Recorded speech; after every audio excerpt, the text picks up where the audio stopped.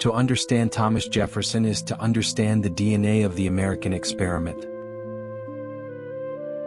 He was a man of radical symmetry, obsessed with the balance between the light of reason and the untamed wilderness of a new continent. Whether he was drafting the blueprint for a neoclassical mansion on a Virginia hilltop or the ideological framework for a new nation in a Philadelphia boarding house, Jefferson operated with the precision of a surveyor and the soul of a philosopher. Yet, Jefferson remains the most enigmatic of the founders, a great sphinx, whose life was a series of profound contradictions. He was the aristocrat who championed the common farmer, the diplomat who lived in Parisian luxury while preaching Spartan republicanism, and the author of the immortal phrase, "All men are created equal," who remained inextricably tied to the institution of slavery until his final breath. The Philosophical Architect, a comprehensive biography of Thomas Jefferson, traces the arc of this extraordinary life through 10 distinct stages. We follow him from the Crucible of Enlightenment in his youth to the Ordeal of Power during his presidency, and finally to his sunset years as the Sage of Monticello. This is not merely a chronicle of dates and decrees, but an exploration of a mind that never stopped building. As we move through these chapters, we witness the evolution of a man who believed that the earth belongs in usufruct to the living. From the ink-stained desk of 1776 to the academical village of the University of Virginia, we invite you to step into the world of Thomas Jefferson, a world of soaring ideals, crushing political battles, and the enduring quest to design a landscape of liberty. Chapter 1. The Crucible of Enlightenment, 1743 to 1767. The land remembers everything. Long before Thomas Jefferson gave it meaning through thought and word and deed, the red clay hills of Virginia's Piedmont held the silence of centuries, ancient, unhurried, indifferent to the ambitions of men. The Blue Ridge Mountains rose in the western distance like the spine of some sleeping giant, and the rivers moved through the valleys with a patience that seemed to mock the urgency of human life. This was the landscape into which Thomas Jefferson was born, and it was a landscape that would never fully release its hold on him. Even as he sat in the drawing rooms of Paris decades later, surrounded by the glittering refinements of European civilization, some part of him remained always in those hills, rooted, elemental, listening to the wind move through the oak and the tulip poplar. He came into the world on the 13th of April, in the year 1743, at a modest homestead called Shadwell, perched on the southern bank of the Rivanna River in Albemarle County. The house itself was nothing remarkable by the standards of Virginia's plantation gentry. A simple, practical structure, the kind of dwelling that speaks not of leisure but of labor, not of aspiration but of necessity. And yet the ground beneath it was alive with possibility.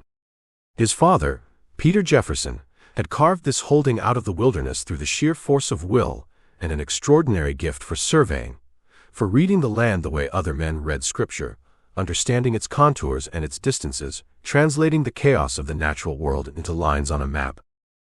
Peter Jefferson was, by every account, a formidable man. Physically powerful, the stories of his strength bordered on legend among the neighbors, and intellectually curious in a manner that was perhaps unusual for a Virginia planter of his generation. He kept a library. He valued books not as ornaments but as tools, and in that small but meaningful distinction, he planted something in his eldest son that would grow over the course of a lifetime into one of the most extraordinary intellects the American continent had ever produced. Thomas was the third child of Peter and Jane Randolph Jefferson, but he was the eldest son, and in the hierarchies of 18th century Virginia, that distinction carried enormous weight. Jane Randolph brought to the marriage the social prestige of one of the colony's most distinguished families. The Randolphs were an aristocracy unto themselves in Virginia, connected by blood and alliance to virtually every family of consequence in the Tidewater region. Through his mother, young Thomas was granted access to a world of refinement and expectation, a world in which the cultivation of the mind was understood to be not merely a pleasure, but an obligation. He grew up in a world of striking contradictions, and he absorbed them as naturally as he breathed the Virginia air. He grew up surrounded by enslaved men and women whose labor made possible every comfort and every leisure hour that the Jefferson household enjoyed. This was the foundation upon which his education would rest. The peculiar arithmetic of a society that spoke of freedom and practiced bondage, that celebrated the life of the mind while denying literacy to the people who tilled its fields. Jefferson was born into this world already fully formed, already ancient, already carrying within it the seeds of its own eventual violent reckoning. And he would spend his entire life inhabiting its contradictions without ever fully resolving them. But in those early years there was simply the land and the house, and the father who walked beside him through the fields and forests of Albemarle County, teaching him to read the world through careful observation. Peter Jefferson died in the summer of 1757. Thomas was 14 years old. Let us pause for a moment with that fact, because it deserves more than a passing acknowledgement. The death of a father is always significant, but in the Virginia of the mid-18th century, it carried with it a particular set of consequences that would have been immediately apparent to everyone in Thomas Jefferson's world. Under the terms of his father's will, the young man inherited Shadwell and the surrounding acreage, more than 5,000 acres in total, along with the approximately 20 enslaved persons whose labor sustained the property. At 14 years of age, Thomas Jefferson became, on paper at least, a man of substantial means. This was not merely a change in legal status. It was a fundamental reordering of his place in the world. The inheritance ensured that no matter what path he chose to follow, no matter what ideas he pursued or what controversies he invited, he would never be dependent on the goodwill of patrons or employers in the way that a less fortunate young man of his generation might have been. The land was a form of freedom. Not absolute freedom. No such thing existed then as now, but a meaningful practical freedom to think and study and argue without the constant anxiety of material want pressing down upon him. He could afford to be curious. He could afford to be difficult. He could afford, in the deepest sense of that word, to be Jefferson. But first, he needed an education. His formal schooling had begun some years before his father's death, in a small parish school run by an Anglican clergyman named William Douglas. Douglas was not, by most accounts, an especially inspiring teacher. He was competent, diligent, and entirely conventional, the sort of educator who understood his role as the transmission of established knowledge rather than the ignition of original thought. Under Douglas, young Thomas received his grounding in Latin, that indispensable gateway to the intellectual tradition of Western civilization, and made his first tentative approaches toward Greek. These were not merely linguistic exercises. To read Cicero in his own language, to parse the sentences of Virgil, to encounter even at a rudimentary level the philosophical architecture of the ancient world. This was to begin to inhabit a particular kind of mind, one that had been shaped over centuries by the conviction that rigorous thought was the highest human activity. After his father's death, the executors of the estate, following, it seems, Peter Jefferson's own wishes, arranged for Thomas to continue his education under a man of considerably greater intellectual stature. James Morey kept a school of some reputation in Fredericksville Parish, and it was to Morey's school that the young Jefferson went in the years following his bereavement. Morey was a classical scholar of genuine accomplishment, a man who had read deeply and thought carefully, and who understood that a proper education in the ancient languages was not an end in itself, but a means of entry into a vast and living conversation that had been ongoing for 2,000 years. Under Morey, Jefferson's Latin and Greek improved dramatically, and more importantly, his appetite for learning began to take on the insatiable quality that would define him for the rest of his life. He read constantly. He read in the evenings, and he read before dawn, and he read during the hours that other boys of his station were hunting or socializing or simply doing nothing in particular. There was in him, even at this age, something almost compulsive about the relationship between his mind and the written word, a hunger that was never quite satisfied, that required constant feeding. He would later recall that he studied 15 hours a day during certain periods of his youth, a claim that strains credulity somewhat, but that nonetheless captures something essential about the quality of his engagement with learning. It was not a casual or intermittent affair. It was a vocation. In the autumn of 1760, at the age of 16, Thomas Jefferson arrived in Williamsburg to begin his studies at the College of William and Mary. Williamsburg was, by the standards of colonial Virginia, a sophisticated and even cosmopolitan place. It was the capital of the oldest and wealthiest of England's American colonies, the seat of the royal governor, the gathering place of the colonial legislature, the House of Burgesses, and the site of the only institution of higher learning in Virginia. The city moved to the rhythms of the court calendar.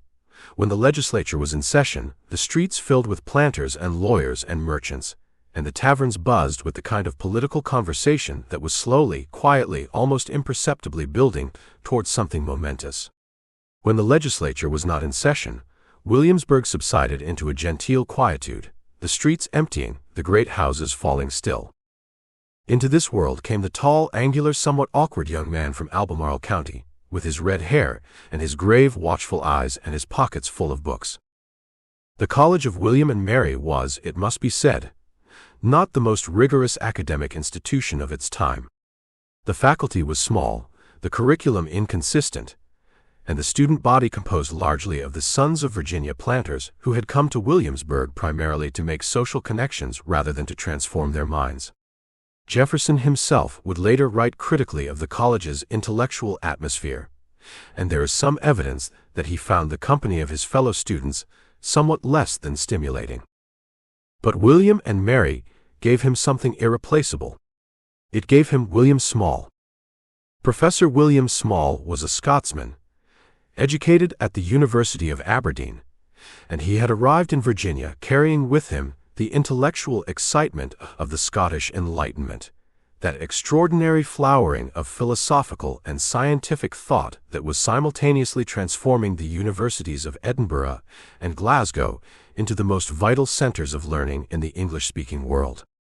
Small was a mathematician and natural philosopher, but more than that, he was a man who had absorbed the fundamental conviction of Enlightenment thinking, that the universe was rational, that its workings were knowable through careful observation and rigorous reason, and that the application of these methods to human affairs was not merely possible but urgently necessary.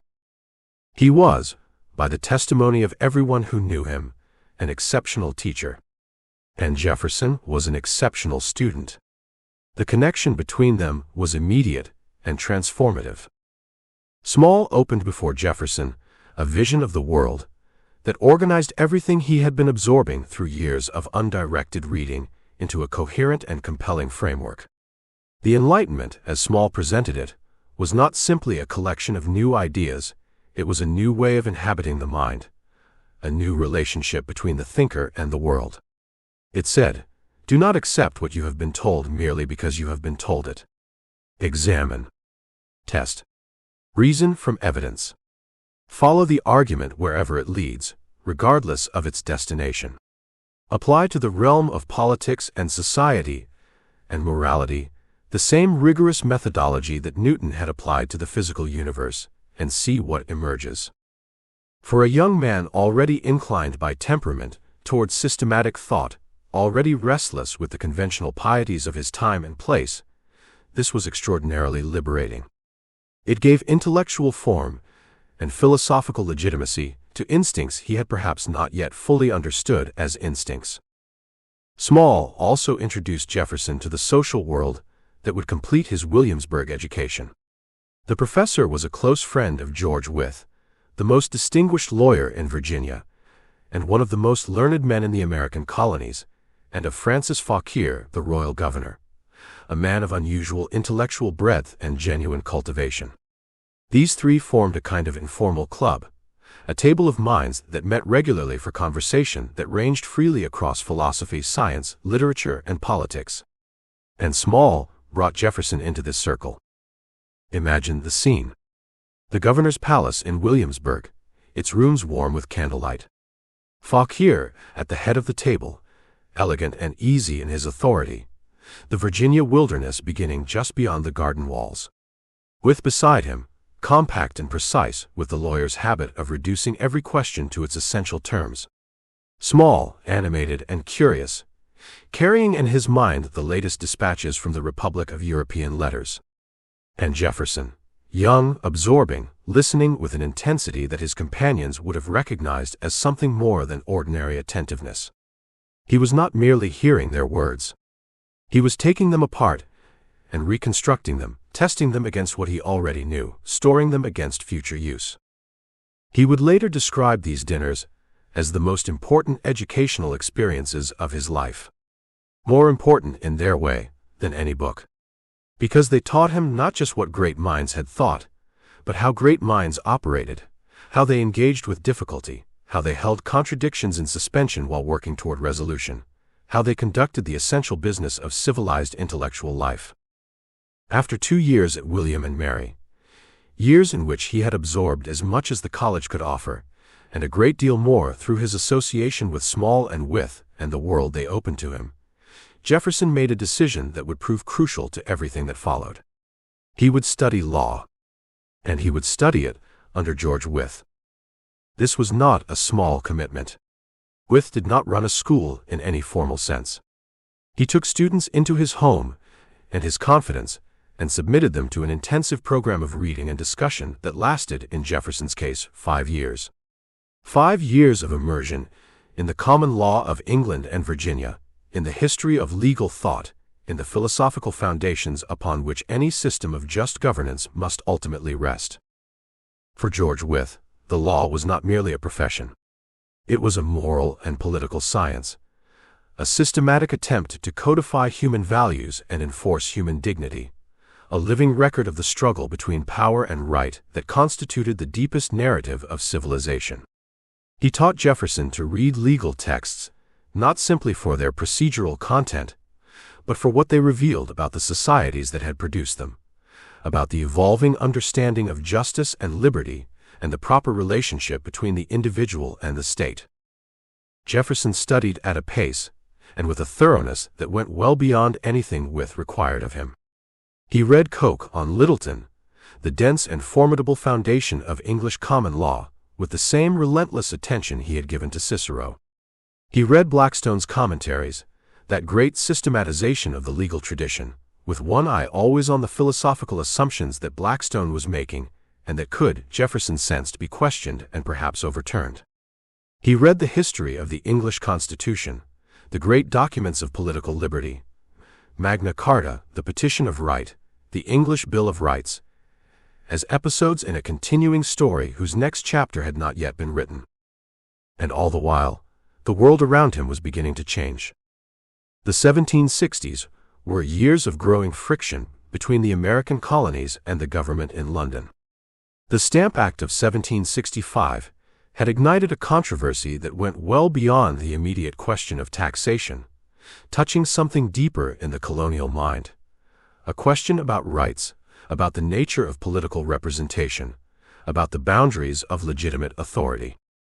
In Williamsburg, in the taverns and meeting halls, among the lawyers and planters and merchants, the conversation was becoming charged with an urgency it had not previously possessed. Jefferson heard these arguments. He participated in them, cautiously at first, with the attentiveness of a man who is taking careful notes and reserving his final judgment. He was not yet a revolutionary. He was something more useful, and in some ways more dangerous, a man who was thinking very clearly about first principles. In February of 1767, Thomas Jefferson was admitted to the Virginia bar. He was 23 years old. He had read more law, and more widely than virtually any other lawyer in the American colonies. He had been formed by the red clay hills of Albemarle County and the candlelit rooms of Williamsburg, by the stern classical rigor of James Morey and the luminous intellectual excitement of William Small, by the moral seriousness of George Wythe and the elegant conversation of the governor's table. He carried within him the inheritance of his father's land and his mother's family, the weight of the enslaved men and women whose labor had made his years of study possible, and the restless, clarifying fire of the Enlightenment, which demanded of every institution and every authority the same question: on what principle do you rest? He was ready, though he did not yet know for what. The land remembered everything. And now, so did he. Chapter 2. The Architect of Dissent, 1768 to 1774. There is a particular kind of ambition that does not announce itself. It does not arrive with fanfare or declaration. It does not seek permission. It simply begins, quietly and with great deliberateness, to build, laying one stone upon another, clearing one acre and then the next, reading one book and then the one beside it, until the accumulated weight of all that patient labor begins to make itself visible in the world. This was the ambition of Thomas Jefferson in the years that followed his admission to the bar, and it expressed itself simultaneously in two directions that might at first appear unrelated, but that were, in the deepest sense, manifestations of the same underlying impulse: upward into the sky, where he intended to build a house unlike any Virginia had seen, and outward into the political life of his colony, where he intended to say things that had not yet been said aloud with sufficient clarity or force. He was 24 years old, and he was already looking at the top of a mountain. The hill he had chosen was about 2 miles southeast of Shadwell, rising some 850 feet above sea level, high enough that on clear days the view extended across the Piedmont in every direction, the forests and fields of Albemarle County unrolling beneath it like a great green map. No one in Virginia built on hilltops. The practical difficulties were obvious and considerable: the hauling of materials up a steep gradient, the challenge of finding water at elevation, the sheer logistical complexity of construction on ground that was not flat and accommodating but dramatic and demanding. Virginia's planter class built their great houses in the lowlands, close to rivers and roads, close to the machinery of commerce and society. They built for convenience and for display, and the hilltop served neither purpose in any obvious way. But Jefferson was not building for convenience, and the display he had in mind was of a different order entirely. In 1768, he began the work of leveling the summit. The enslaved men who performed this labor moved thousands of tons of earth under Jefferson's direction, transforming the natural crown of the hill into something like a stage, a prepared surface upon which a new kind of architecture could begin its long, slow materialization. Jefferson called the place Monticello, the Italian for Little Mountain, a name that announced immediately and without ambiguity his intellectual allegiances. This was a man who had been formed by the Enlightenment, who had absorbed through Small and With and his own relentless reading the aesthetic principles of the classical tradition as filtered through the Italian Renaissance, who understood architecture not as mere building but as philosophy made solid, the expression in stone and wood and brick of ideas about beauty and order and the proper proportions of a life well lived.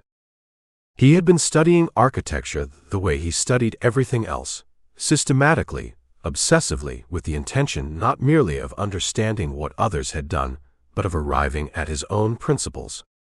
He had encountered the work of Andrea Palladio, the 16th-century Italian architect, whose 4 books of architecture had become the foundational text of classical design in the English-speaking world, and had recognized in it something that felt almost personally addressed to him. Palladio's architecture was rational. It was governed by mathematical proportions, by the conviction that beauty was not arbitrary or purely subjective, but rooted in discoverable principles, in the same underlying order that governed the movement of planets and the behavior of light. To build in the Palladian manner was to participate in the Enlightenment project by other means, to demonstrate through the arrangement of rooms and the geometry of facades that the world was intelligible, that reason could be applied not only to the governance of states, but to the creation of spaces worthy of human dignity. Jefferson designed Monticello himself, working from his notebooks with the focus of a man for whom this was not a leisure project, but a deep philosophical necessity. He revised his designs constantly, tearing down and rebuilding in his imagination long before the physical work had progressed far enough to make such revisions costly. He would continue revising for the rest of his life. Monticello was never, in any meaningful sense, finished, because Jefferson's thinking about it never stopped evolving. It was less a building than an ongoing argument with himself about what a building should be, what a life should contain, what it meant to inhabit the world with intelligence and intention. The actual construction proceeded slowly, as all ambitious projects do, demanding money and labor and time in proportions that were sometimes difficult to sustain simultaneously with the other demands of his existence. But in 1770, something happened that gave the project a new urgency, and that cost Jefferson a pain he would carry for years. The house at Shadwell burned. It was February, the ground still cold, and the fire moved through the modest wooden structure with the terrible efficiency that fire always brings to old, dry wood. By the time the flames were brought under control, the house was gone. The furniture was gone. The papers were gone. And the books, Jefferson's library, accumulated over years of careful and devoted collecting, the physical repository of a mind that thought in books, that used books the way other men use tools, the books were gone. He received the news while away from Shadwell. According to a story that Jefferson himself enjoyed telling in later years, when he asked an enslaved man who brought the report whether his books had survived, the man replied that the fiddle had been saved. Jefferson kept a violin, and it was apparently the item the household had thought most worth preserving. Everything else, thousands of volumes representing not just monetary value, but the accumulated intellectual companionship of a decade, had been reduced to ash.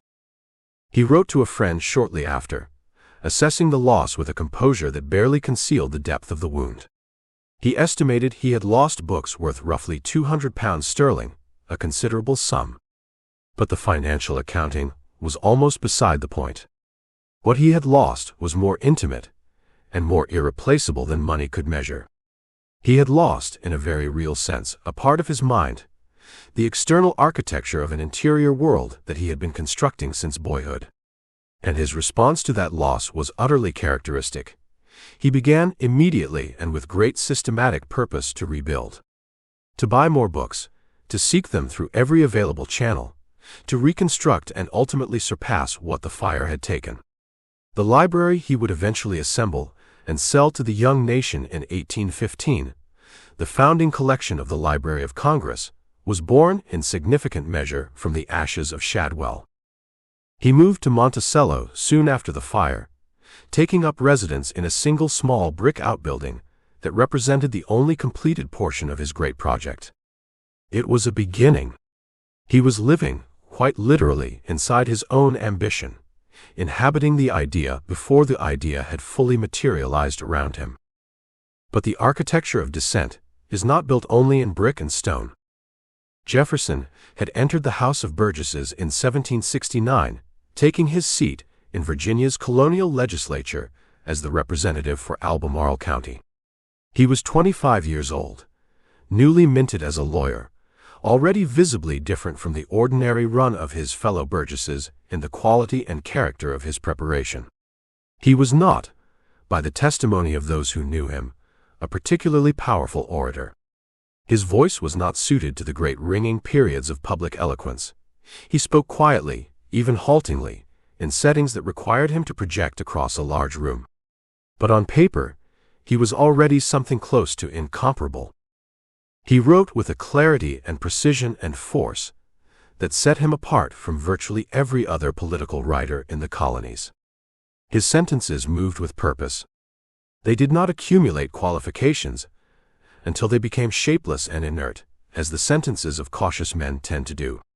They arrived at their conclusions with a kind of inevitability that made the conclusions seem, once stated, simply obvious, as if any reasonable person, given sufficient time and clarity of thought, would have arrived at exactly the same place.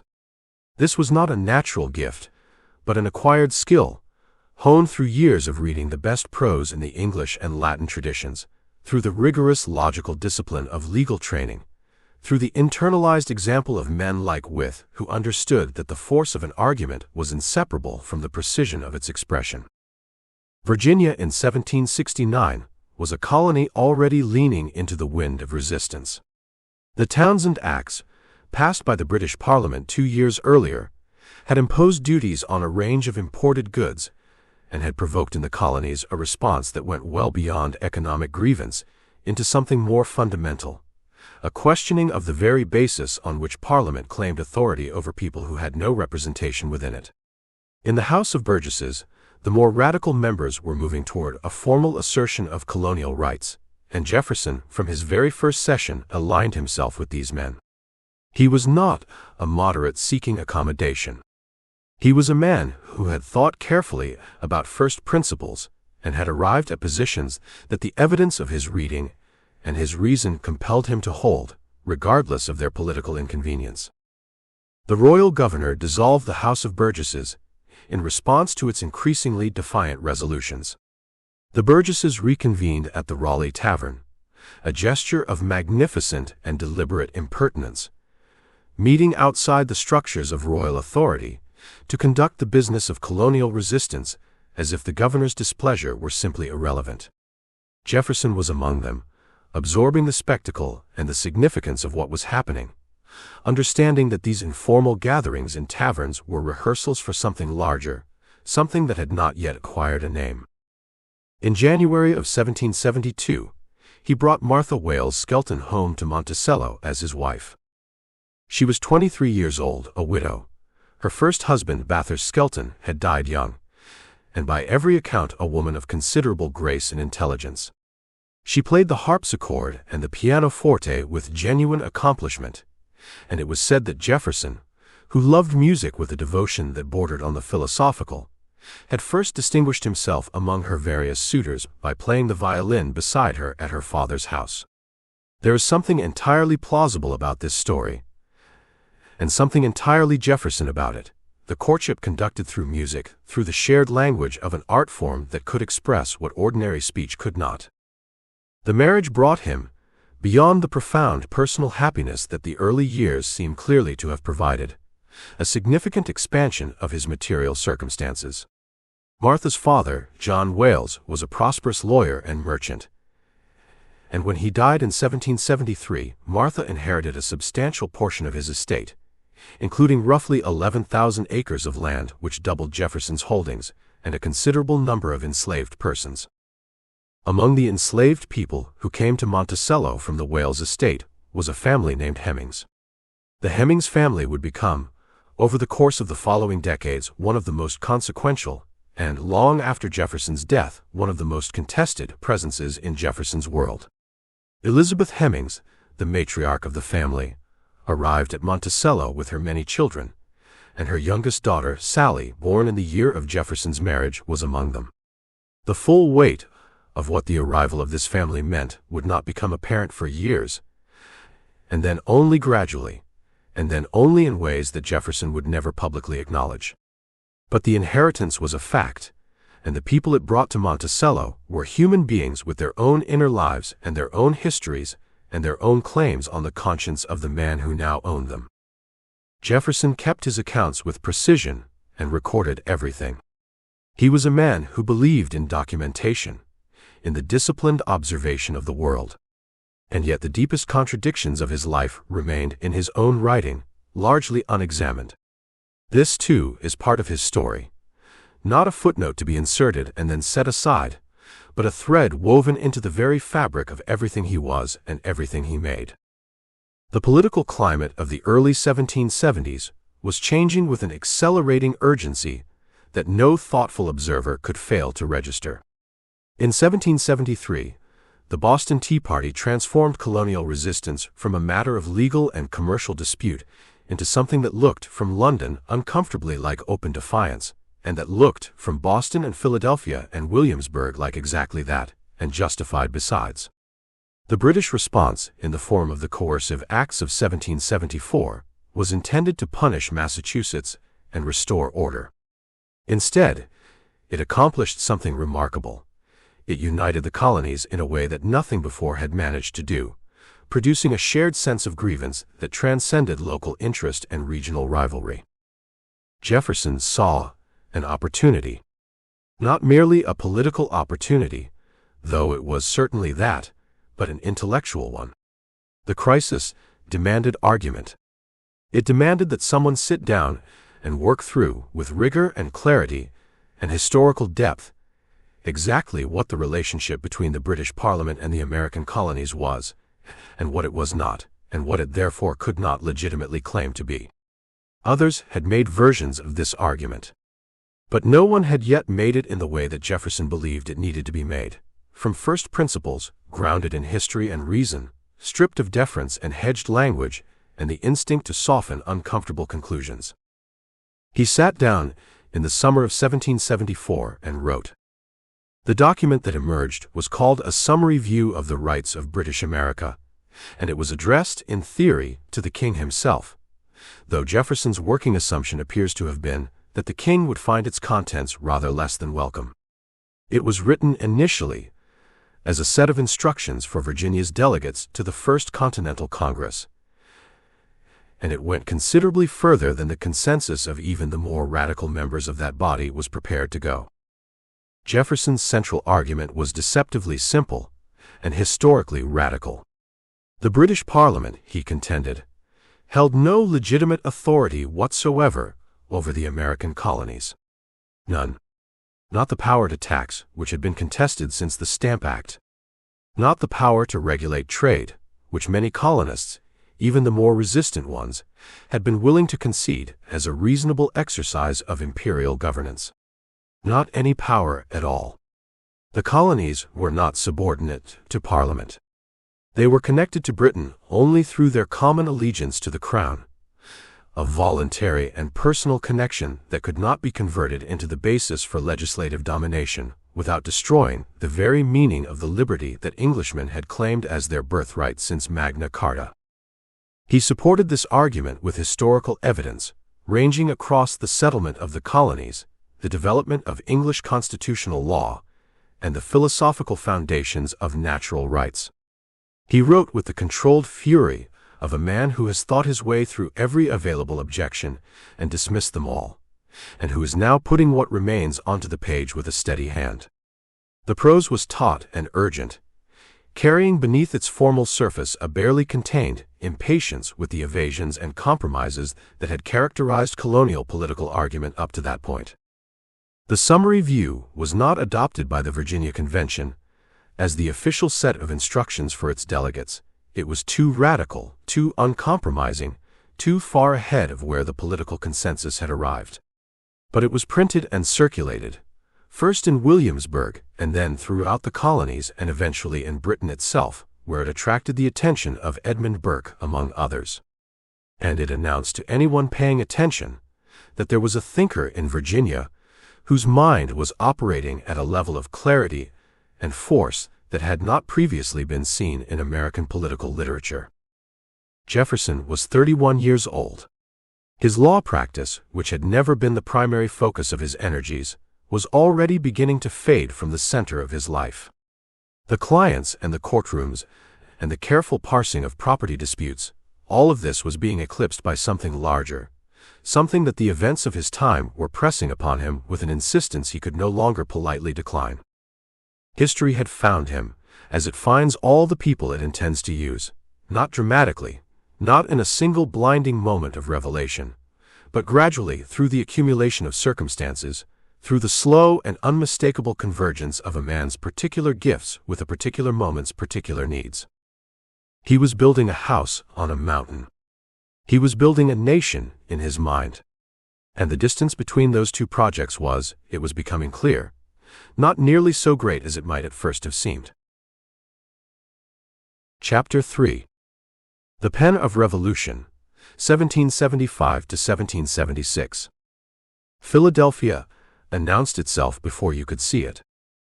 Coming down from the north or up from the south, or arriving by river from the west, a traveler in the spring of 1775 would have encountered first the smell of it, wood smoke and tallow, and the rich, complicated odor of a city that had grown in the centuries since William Penn laid out its grid of streets beside the Delaware River, into the largest and most prosperous urban center in British North America. Then the sound, the creak of wagon wheels on cobblestone, the shouts of merchants, the bells of Christ Church marking the hours above a skyline that was, by colonial standards, almost extravagant in its ambition. And then the city itself, unfolding in its orderly rectangles, its red brick facades and its white-painted woodwork, its coffee houses and its printing shops and its learned societies, its sense of itself as a place where the serious business of the age was conducted by serious men. Jefferson arrived in the spring of that year, having traveled the considerable distance from Albemarle County by horse, carrying with him books and papers, and the habits of mind that distinguished him even among the extraordinary gathering of men that Philadelphia was assembling. He had been elected to the Second Continental Congress as a delegate from Virginia, replacing Peyton Randolph, who had been called back to preside over the colonial legislature at home. He was 32 years old, one of the youngest men in the chamber, his youth made more conspicuous by the gravity and experience of the figures already present. He knew some of them by reputation. John Adams of Massachusetts, short and combative and brilliantly argumentative, already a central figure in the resistance movement, a man whose commitment to independence was becoming harder and harder to distinguish from certainty. Benjamin Franklin, 70 years old, and recently returned from his long years in London, carrying himself with the particular authority of a man who has seen the world clearly and is no longer surprised by what he finds there. Patrick Henry, whose oratory had already become legendary in Virginia, whose ability to move a room was described by those who witnessed it in terms that bordered on the supernatural. These were the men among whom Jefferson was now to take his place, and the question of exactly what that place should be was one that the following months would answer with unexpected decisiveness. He sat quietly in those early sessions. This was not timidity. Jefferson was never, in any meaningful sense of the word, a timid man, but rather the behavior of someone who had learned through long practice to listen before he spoke. He had always been a poor public orator, uncomfortable with the declamatory style that the politics of the age seemed to demand, and he understood his own limitations clearly enough not to compete in a mode that was not his own. So he listened, and he thought, and when he wrote, as he was frequently called upon to do, the difference between his prose and that of any other man in the room was immediately apparent to everyone. John Adams, who observed Jefferson closely during these months and formed opinions about him that were sometimes complicated and always penetrating, later recalled that Jefferson had a peculiar felicity of expression, a phrase that captures something real and important about the quality of Jefferson's writing without quite accounting for its full power. It was not merely felicity. It was precision married to force, clarity married to elegance, the logical structure of a lawyer's argument expressed in prose that moved with the rhythmic authority of someone who had read deeply in the great tradition of English letters. When Jefferson wrote, you did not feel the effort of the writing.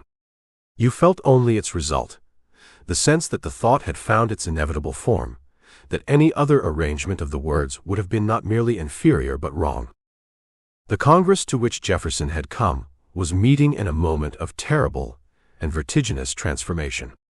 In April of 1775, at Lexington and Concord, British regulars and colonial militiamen had exchanged fire, and men had died, and the world on both sides of the Atlantic had understood immediately that something had changed, that the long argument between Britain and its American colonies had crossed a threshold from which there was no easy retreat.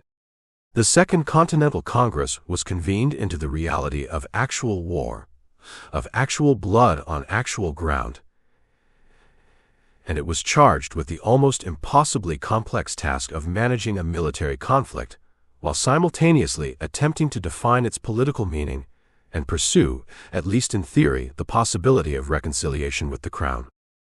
Jefferson threw himself into the work with his characteristic intensity. He served on numerous committees, drafting documents and resolutions with a speed and authority that quickly made him one of the most sought-after writers in the Congress.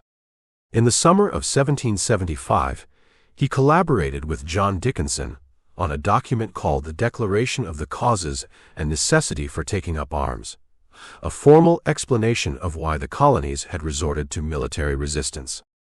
The document had to navigate a difficult rhetorical passage between the assertion of grievance and the disavowal of the desire for independence, because in the summer of 1775, the Congress was not yet prepared to declare independence, and any document that seemed to move too decisively in that direction risked fracturing the fragile coalition that held the body together. Jefferson's draft was, characteristically, too bold for the Congress to adopt without significant revision. He had written with a directness that some of his colleagues found alarming, not because they disagreed with his conclusions, but because they were not yet ready to have those conclusions stated publicly with such unqualified force. Dickinson softened some of the sharper edges, and the final document was a more diplomatic production than Jefferson had originally envisioned. But even in its moderated form, it bore the marks of his thinking: the historical grounding, the appeal to natural rights, the insistence that the colonists were not rebels seeking novelty, but free men defending what had always been theirs. He went home to Monticello in the autumn of 1775, recalled by the illness of his mother and the 1,000 practical demands of a large plantation in a time of increasing economic uncertainty. He was there in March of 1776 when Jane Jefferson died, and the grief of that loss, following so closely on the loss of his father nearly 2 decades earlier, left its mark on him in ways that his characteristic reticence made difficult for others to fully assess. He wrote little about his mother, as he wrote little about his private grief in general. His interior life was a country to which he granted very few visitors. But the spring of 1776 was not a season that permitted extended withdrawal from the world's demands. The momentum toward independence had been building through the winter, accelerated by the publication in January of Thomas Paine's Common Sense, a pamphlet that cut through the accumulated qualifications of years of cautious political argument, and said simply and with tremendous popular force what many people had been thinking but had not dared to say aloud: that independence was not merely a possibility but a necessity, that the connection to Britain was not a relationship between equals but a condition of subordination that any self-respecting people should refuse to tolerate. The pamphlet moved through the colonies like fire through dry grass, and its effect on the political climate was transformative. By the spring of 1776, the question was no longer whether independence would come, but when and how. Jefferson returned to Philadelphia in May, and found the city humming with a concentrated purposefulness that it had not possessed the previous year. The issue was being forced. In the Virginia Convention, his friend and colleague George Mason was at that moment drafting a Declaration of Rights and a new state constitution, documents that would become models for what the Congress was now being pressed to create at the national level. Richard Henry Lee, Virginia's senior delegate, rose on the 7th of June and moved a resolution declaring that the colonies were, and of right ought to be, free and independent states. The resolution was referred to a committee. The committee was charged with drafting a formal declaration to accompany and explain the resolution whenever it should come to a vote. 5 men were appointed: Jefferson, Adams, Franklin, Roger Sherman of Connecticut, and Robert Livingston of New York. And almost immediately, the question arose of who would actually write the thing. Adams later provided a vivid account of the conversation that settled this question, a conversation he recalled as having taken place between himself and Jefferson in the days following the committee's appointment. Adams urged Jefferson to take the pen. Jefferson demurred, suggesting that Adams should write it, that Adams's abilities were superior, that Adams had been longer in the cause. Adams brushed these objections aside with characteristic directness. He told Jefferson, in effect, that there were good reasons why Jefferson should be the drafter. He was a Virginian, and Virginia's participation was essential. He was the best writer on the committee. Adams himself had too many enemies. Jefferson, by this account, accepted the charge without further argument. He took rooms in a newly built house on the corner of Market and 7th Streets, a quiet and comfortable space, and he sat down at a portable writing desk of his own design, a small, elegant, functional object very like its maker, and he began to write. Let us be precise about what he was doing, because it is easy at this distance of centuries to mystify the act in ways that obscure its actual nature. Jefferson was not writing in a state of solitary inspiration, channeling some divine authority directly onto the page. He was performing, at the very highest level of his considerable craft, a task that he understood with clarity. He was synthesizing. He was taking the intellectual inheritance of the Enlightenment, the natural rights philosophy of John Locke, the contractarian theory of government that ran from Locke through a generation of Scottish and French philosophers, the specific grievances and arguments that had been accumulating in colonial political thought for more than a decade, and fashioning them into a single coherent argument of extraordinary compression and force. He was not, he would later insist with some defensiveness, attempting to say anything new. That was not the assignment.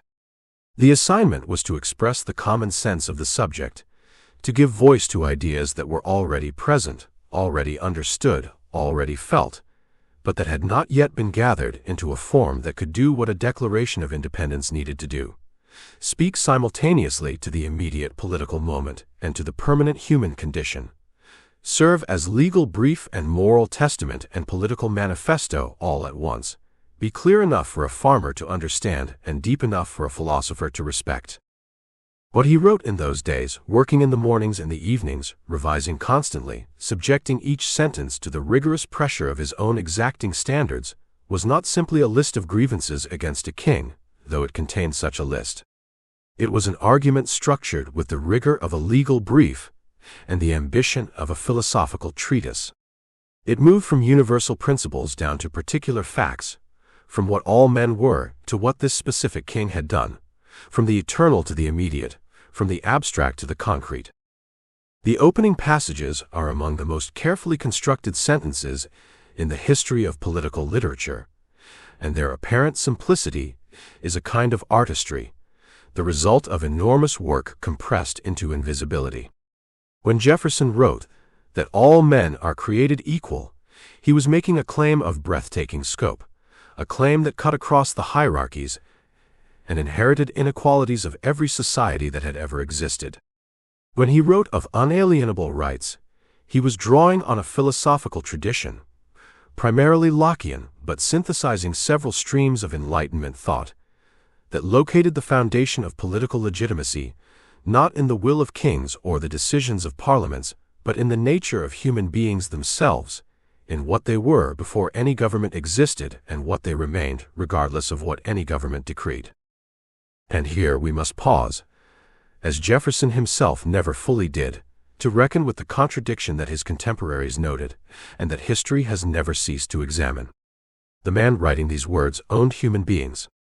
He had inherited them, and he had purchased them, and he had fathered children by at least one of them.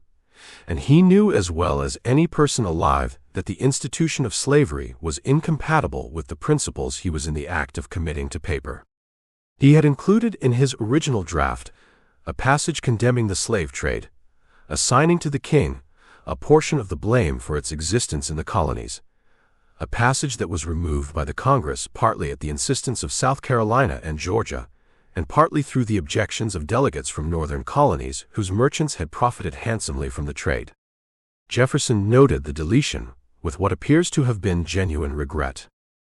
But the deletion of a passage condemning the slave trade was not the same as confronting the larger contradiction, and Jefferson did not confront it.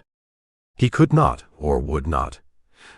And the difference between those two possibilities is one of the most debated questions in the long history of his biographical interpretation.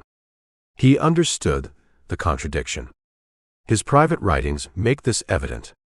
He could articulate with perfect clarity the philosophical impossibility of holding simultaneously to natural rights and to the ownership of other human beings. And he continued throughout his entire life to do exactly that, to hold both positions, to live inside the contradiction rather than resolve it, to defer the resolution to a future that never quite arrived. This is not a small thing. It is not a footnote. It is, rather, a central and ineradicable feature of the man and of the document he produced. And any account of that document that does not hold this tension clearly in view is an account that has simplified its subject beyond recognition. The Congress convened on the 1st of July to begin its debate on Lee's resolution for independence. Over 2 days of discussion, the arguments were made and the votes were counted, and the momentum that had been building for months reached its conclusion. On the 2nd of July, the resolution passed. John Adams, in a letter to his wife Abigail that has become one of the most celebrated documents of the founding era, predicted that the 2nd of July would be the day that Americans would celebrate in perpetuity with illuminations and festivities as the birth of their independence. He was right about the celebration and wrong about the date, because the 2 days that followed were devoted to the Congress's debate on Jefferson's Declaration, and it was the date of the Declaration's approval, the 4th of July, 1776, that entered history. Jefferson sat through the debate in a state of what he later described as considerable discomfort. The Congress subjected his draft to the kind of collective revision that all committees perform and that all writers endure as a form of refined torment. Passages were cut. Sentences were rearranged.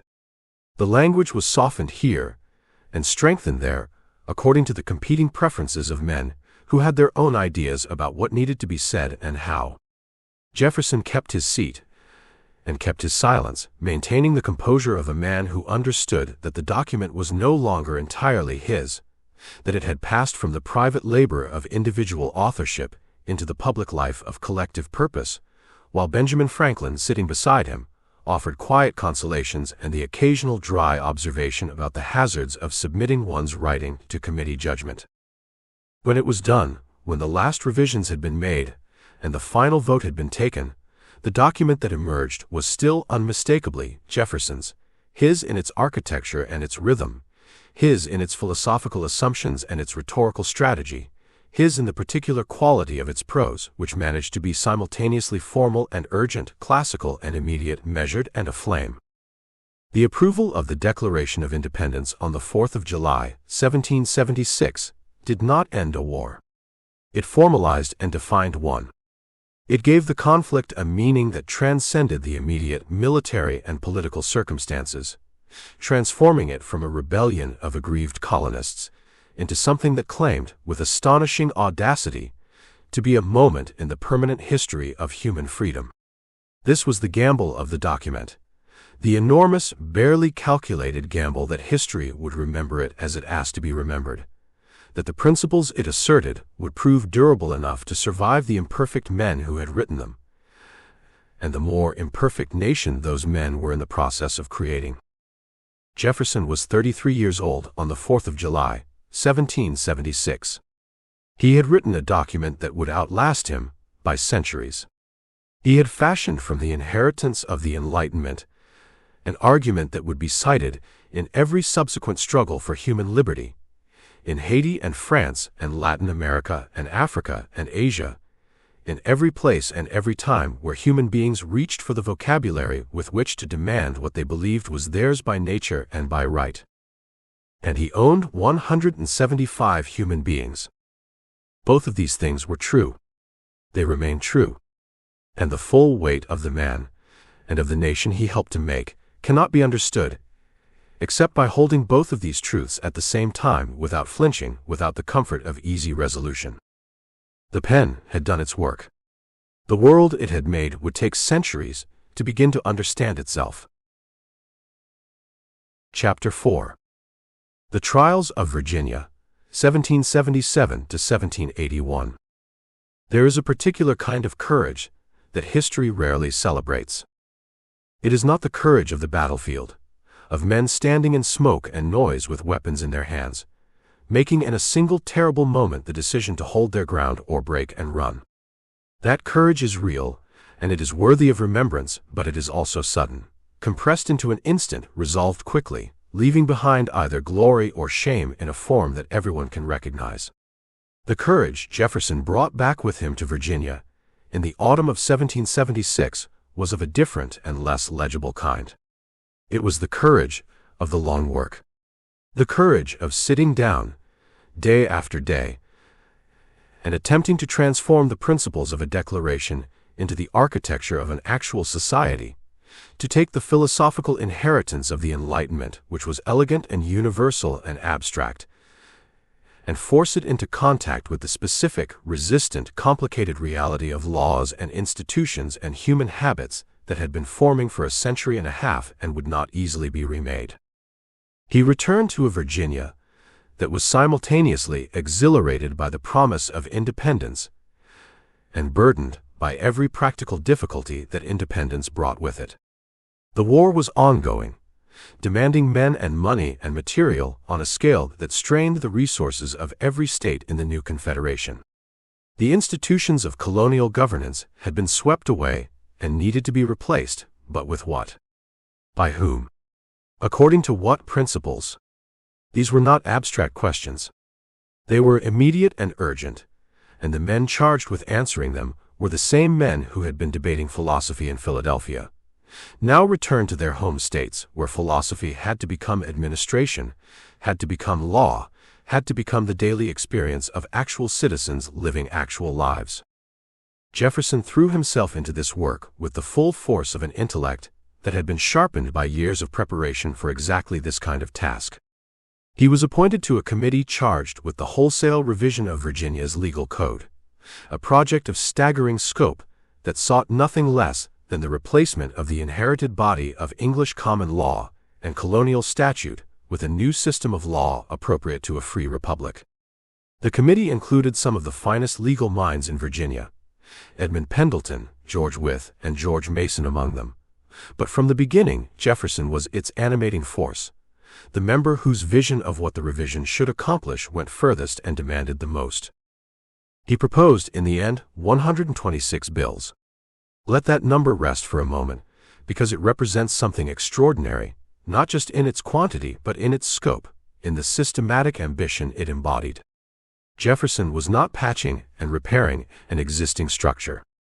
He was attempting, bill by bill, to dismantle the legal foundations of a hierarchical, aristocratic society and replace them with something that had never quite existed anywhere, a republic of genuinely equal citizens, governed by laws that applied to all without distinction of birth or inherited status.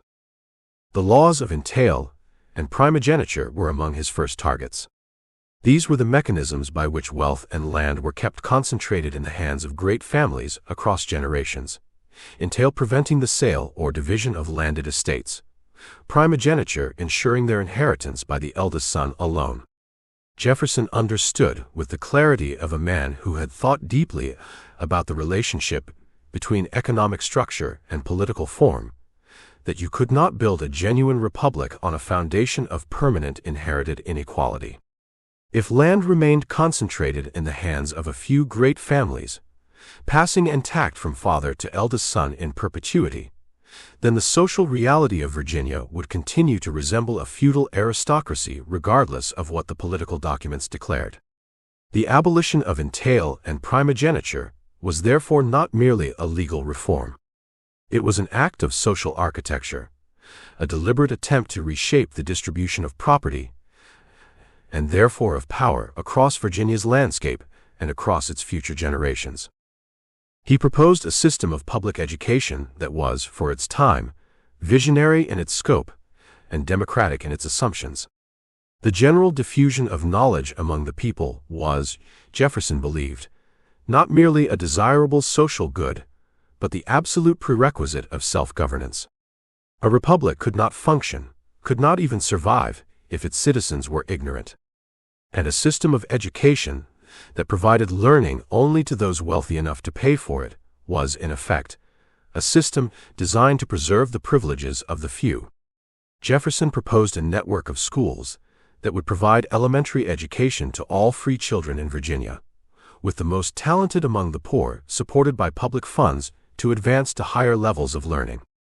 The idea was radical in the context of its time, the notion that the state had not merely the right, but the obligation to educate its citizens, that talent and intelligence, wherever they appeared, deserved cultivation regardless of the circumstances of birth. Many of his proposed bills were not adopted during his lifetime. The Virginia legislature was composed largely of men whose interests were not obviously served by the transformations Jefferson was proposing, and the demands of the war provided both a practical impediment and a convenient excuse for deferring the more ambitious reforms. Jefferson accepted these delays with the patience of a man who understood that political change moved slowly, that the planting of an idea in the right soil was already a form of progress, that what could not be accomplished today might nevertheless be accomplished tomorrow or in the generation after. But there was one bill among the 126 that he valued above all the others, and that he pursued with a tenacity that reflected the depth of his personal conviction. The act for establishing religious freedom was, in Jefferson's own assessment, one of the 3 achievements of his life that he considered worthy of inscription on his tombstone, the other 2 being the Declaration of Independence and the founding of the University of Virginia. That he ranked it among these was not vanity or misplacement of emphasis. It was a precise statement of what he believed. The argument of the bill was elegant, and once stated, almost impossible to refute on its own terms. The mind of man, Jefferson wrote, was created free, free in its nature, free in its relationship to truth, responsive to evidence and argument and not to compulsion. To attempt to coerce religious belief was therefore not merely tyrannical but futile. You could force a man to say he believed something, but you could not force him actually to believe it, and a faith obtained by force was worth nothing to the God who supposedly demanded it. Moreover, the entanglement of religious authority with the power of the state corrupted both. It made religion an instrument of political control and politics, an instrument of religious persecution, and the historical record of what these entanglements had produced was written in the suffering of centuries.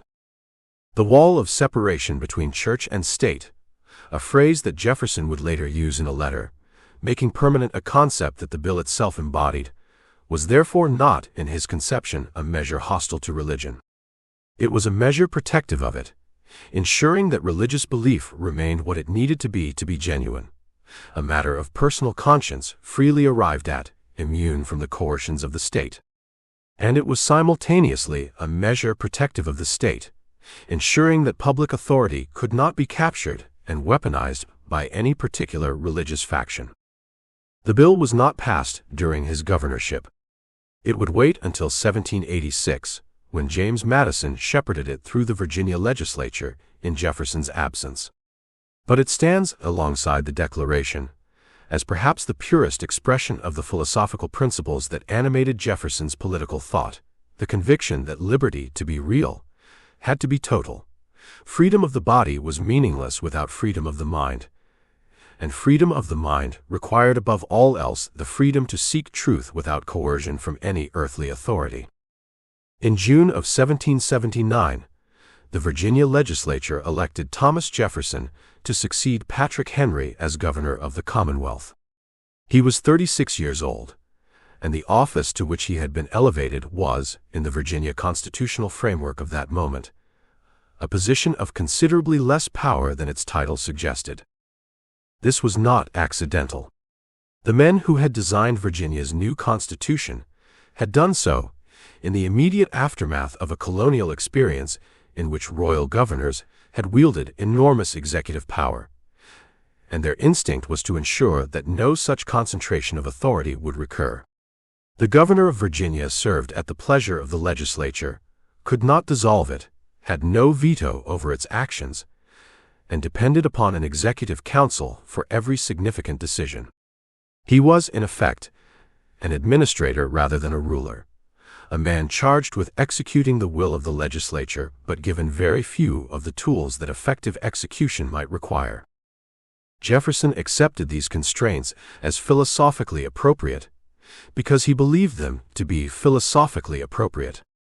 His reading of history and his understanding of the dangers of executive power led him to the same conclusions that the constitutional framers had reached, that the concentration of authority in a single executive was the surest path to tyranny, and that a republican government should jealously guard the legislature's primacy. This was a coherent and defensible position, and Jefferson held it with genuine conviction. It was also, given what the next 2 years would bring, a position that the reality of governing a state at war would subject to pressures its theory had not fully anticipated. The war was going badly in the South.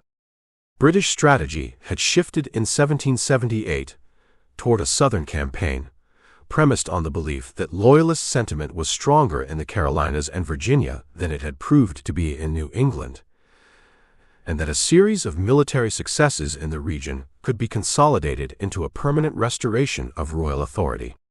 The fall of Charleston in May of 1780 was a catastrophic blow, the loss of an entire American army, and the largest city in the South, a disaster that reverberated through every state below the Potomac. Virginia suddenly found itself not a distant supporter of a war being fought elsewhere, but the immediate next objective of British military planning.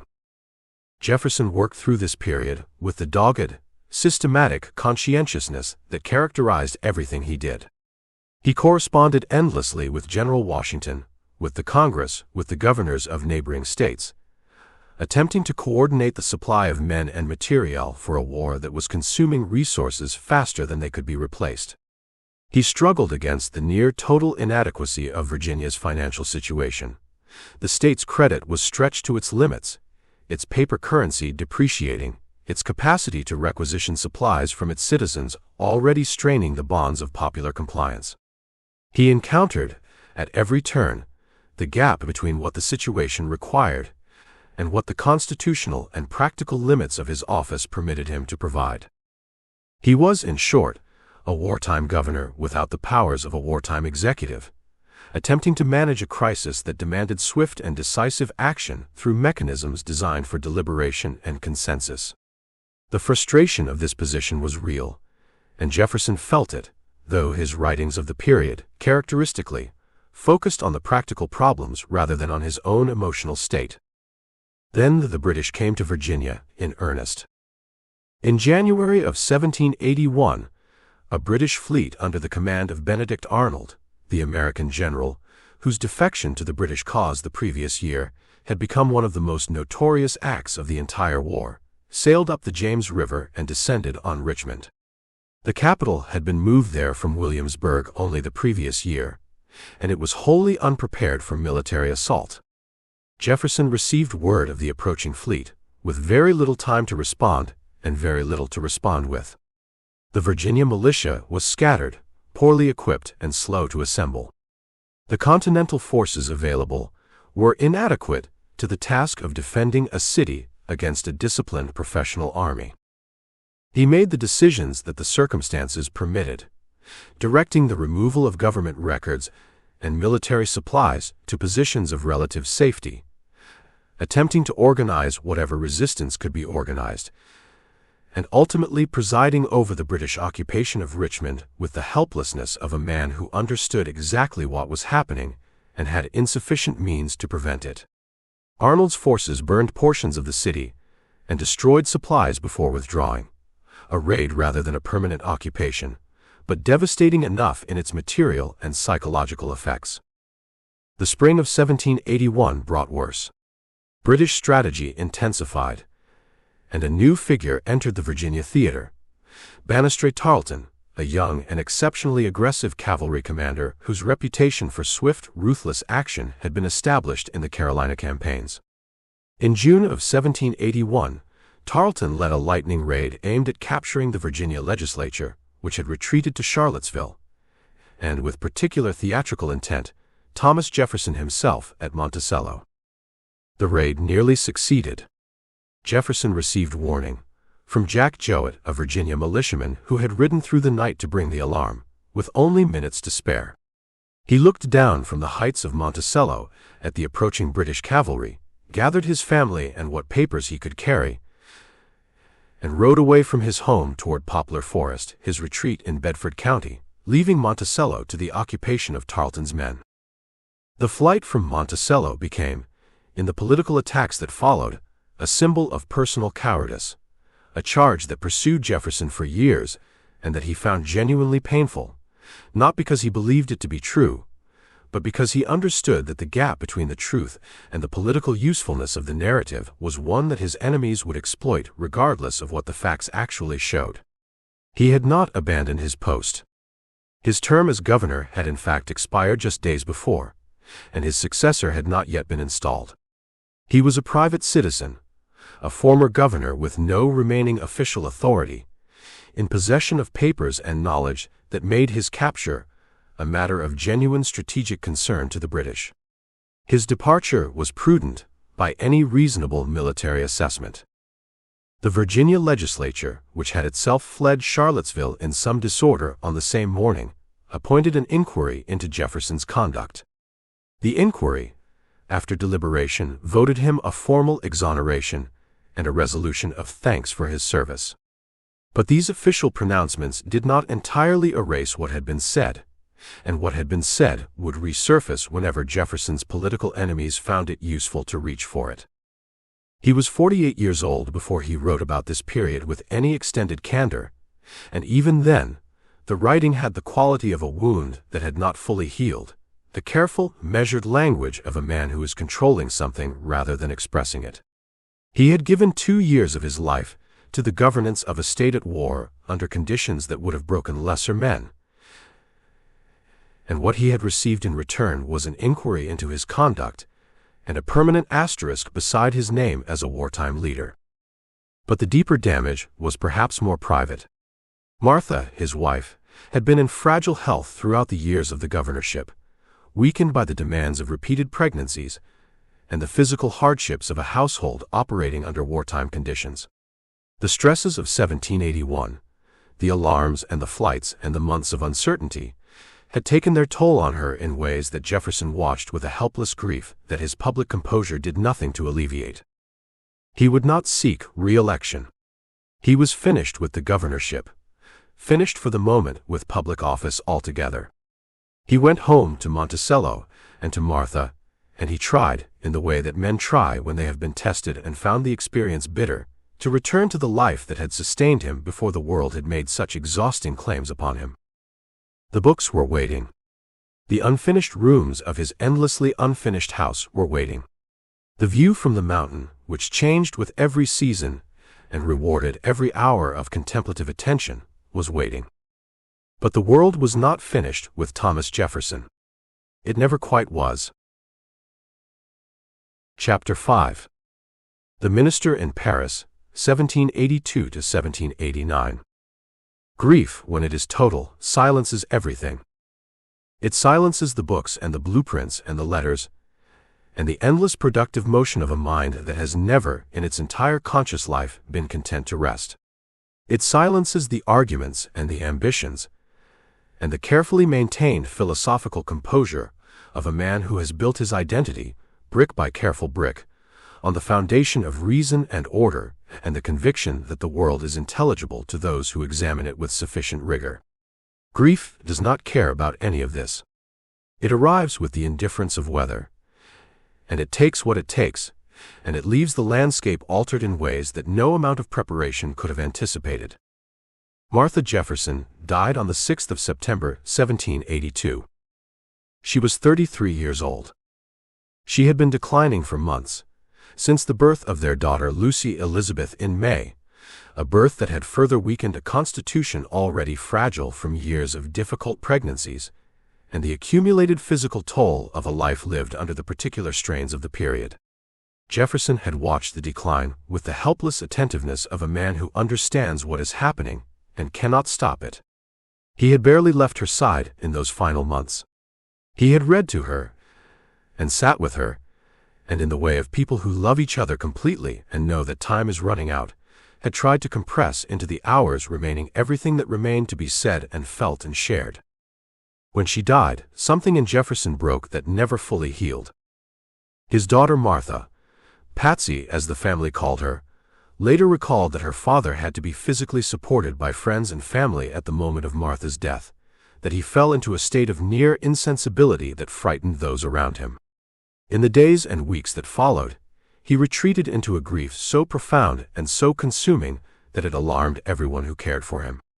He rode alone for hours through the forests around Monticello, on paths where no one else came, where the trees closed around him, and he could be alone with something too large and too private for any human company to address. He wore out horses. He exhausted himself physically in a way that suggested a deliberate seeking of numbness, the body's labor deployed against the mind's unbearable clarity. He wrote almost nothing during this period. For a man whose relationship with the written word was as fundamental as breathing, this silence was itself a measure of the devastation. When words did begin to return, they came slowly and carefully, and they circled around the loss without quite naming it, as if the naming would make it too permanent to survive. He had 6 children with Martha over the course of their 10 years together. Only 2, the daughters Martha and Maria would live to adulthood. The others, buried in the family graveyard at Monticello, were a procession of small losses that preceded and perhaps deepened the great one. Jefferson's grief for his wife was also inextricably grief for all of them, for the children who had not survived, for the family he had imagined and built in his mind and lost in pieces over the years. He had promised her, in those final hours, that he would not remarry. This was not an unusual promise for a grieving spouse of the era to make, but Jefferson kept it with a fidelity that went beyond convention.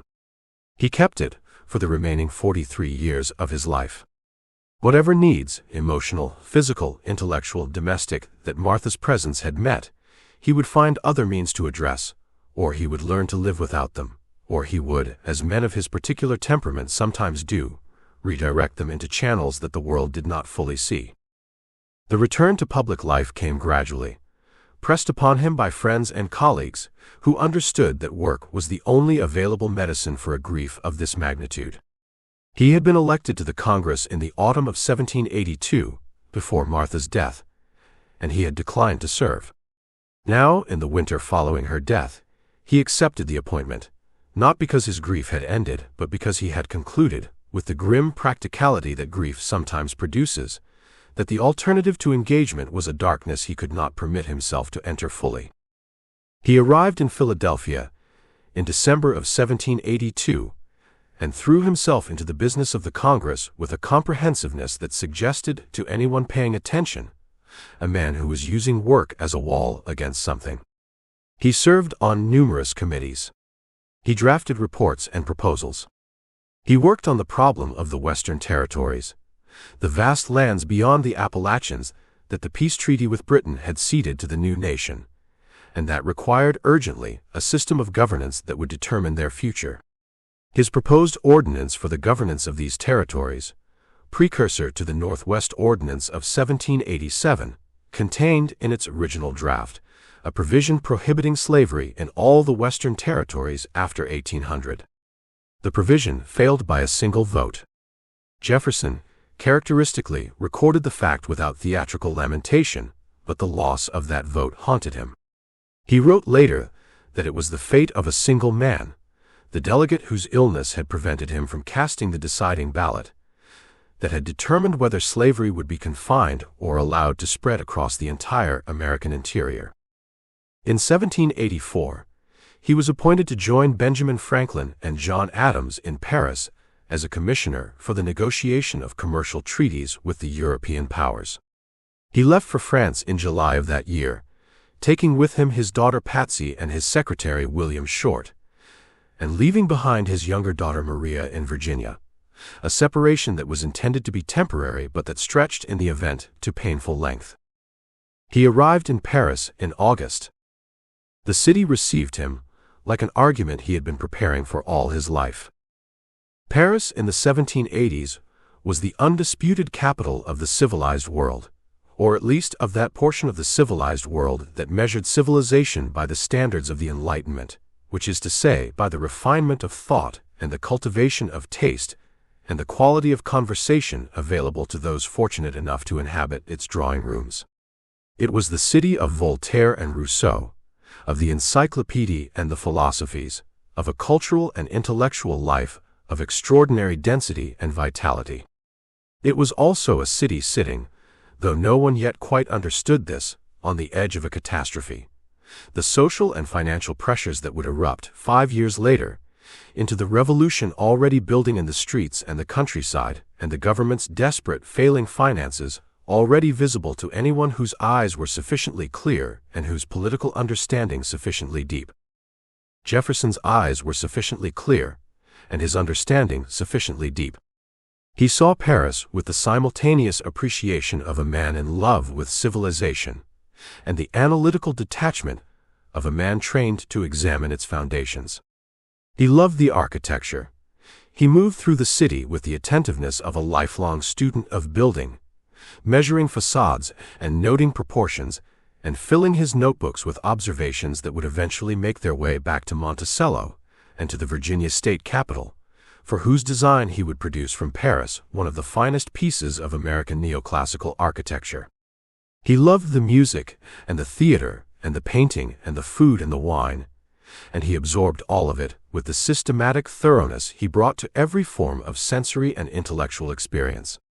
He loved the conversation, the particular quality of Parisian intellectual discourse, its willingness to pursue an argument wherever it led, its comfort with abstraction, its assumption that ideas were not merely ornamental but consequential.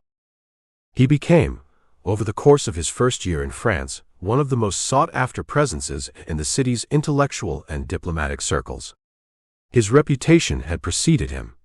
The author of the Declaration of Independence was a figure of genuine celebrity in a France that was itself moving slowly and then with gathering speed toward its own reckoning with the principles of liberty and popular sovereignty. When at a dinner party, a French diplomat asked him whether he had come to replace Benjamin Franklin, Jefferson gave the reply that has become one of the most quoted of his many quotable observations, that no one could replace Franklin and that he was merely his successor. The distinction was diplomatic and the modesty was genuine, but the presence that made the room was unmistakably his own. Franklin departed France in 1785, and Jefferson was appointed minister to the French Republic, the formal diplomatic title that replaced the earlier, more ambiguous designation. He was now the official representative of the United States, in the most important capital in Europe, responsible for the full range of American diplomatic interests in a relationship of enormous complexity and consequence. France was America's oldest and most important ally. The French financial and military support had been indispensable to the success of the Revolution, and the management of this alliance required constant attention, constant negotiation, constant navigation of the competing interests and sensitivities of two nations whose friendship was warm but whose commercial and diplomatic interests did not always align. Jefferson negotiated commercial treaties with patient determination, pressing always for the expansion of American trade access on terms that would benefit the young republic's fragile economy. He was not always successful. The entrenched interests of French merchants and the resistance of the French government's mercantilist instincts made progress slow and incomplete, but he was persistent, and he understood enough about both the French political system and the underlying economics of the relationship to press effectively where pressure could yield results. It was during these years in Paris that he produced the only book he would ever publish. Notes on the State of Virginia had its origins in a questionnaire circulated by the French diplomat François Barbé Marbois in 1780, seeking detailed information about the various American states. Jefferson had responded initially with characteristic thoroughness, answering each of Marbois's questions at length, adding information that had not been asked for, expanding his answers into something that progressively outgrew the form of a reply to a questionnaire and became something else entirely. The book that emerged was unlike anything that had been written about America before. It was, on its surface, a natural history and geographical description of Virginia, its mountains and rivers, its flora and fauna, its climate and its minerals, its native peoples and its demographic patterns, and its institutions of government and law.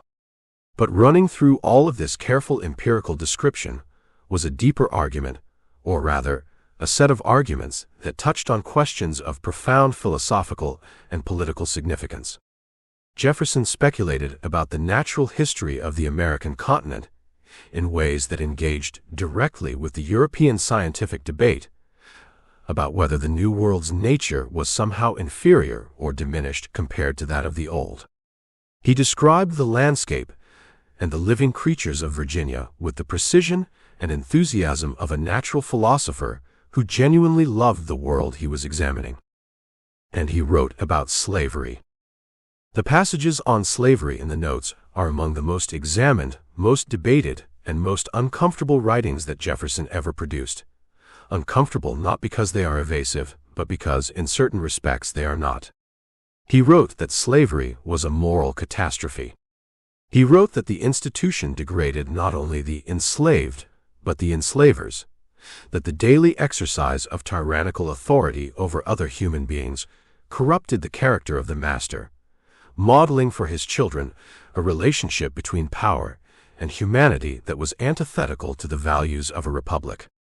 He wrote that he trembled for his country when he reflected that God was just, and that his justice could not sleep forever, that the violence and the injustice of slavery would eventually demand a reckoning, and that the reckoning, when it came, might be terrible. These are not the words of a man who was unconscious of the contradiction he embodied. They are the words of a man who saw the contradiction with terrible clarity and could not bring himself, or could not find the will, or could not imagine the practical means to resolve it.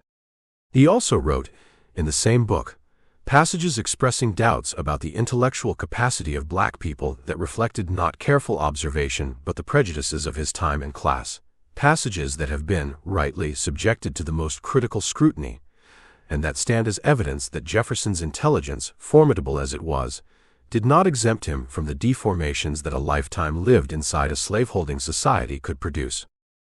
He sent Patsy to school in Paris, to the Abbaye Royale de Panthemont, where she received an education that was in many respects superior to anything available in Virginia. He wrote to her with the mixture of paternal affection and relentless intellectual expectation that characterized his parenting, urging her to study and to improve and to make every hour account for something, conveying in every letter his deep conviction that the cultivation of the mind was not merely a pleasure but a duty. In the summer of 1787, his younger daughter Maria, Polly as the family knew her, arrived in Paris. She had been resistant to coming, had been settled in her life in Virginia with her aunt, and the crossing had been difficult for a child who was still barely 6 years old. She arrived at the London home of John and Abigail Adams, who were struck by her beauty and her obvious distress at the separation from everything familiar.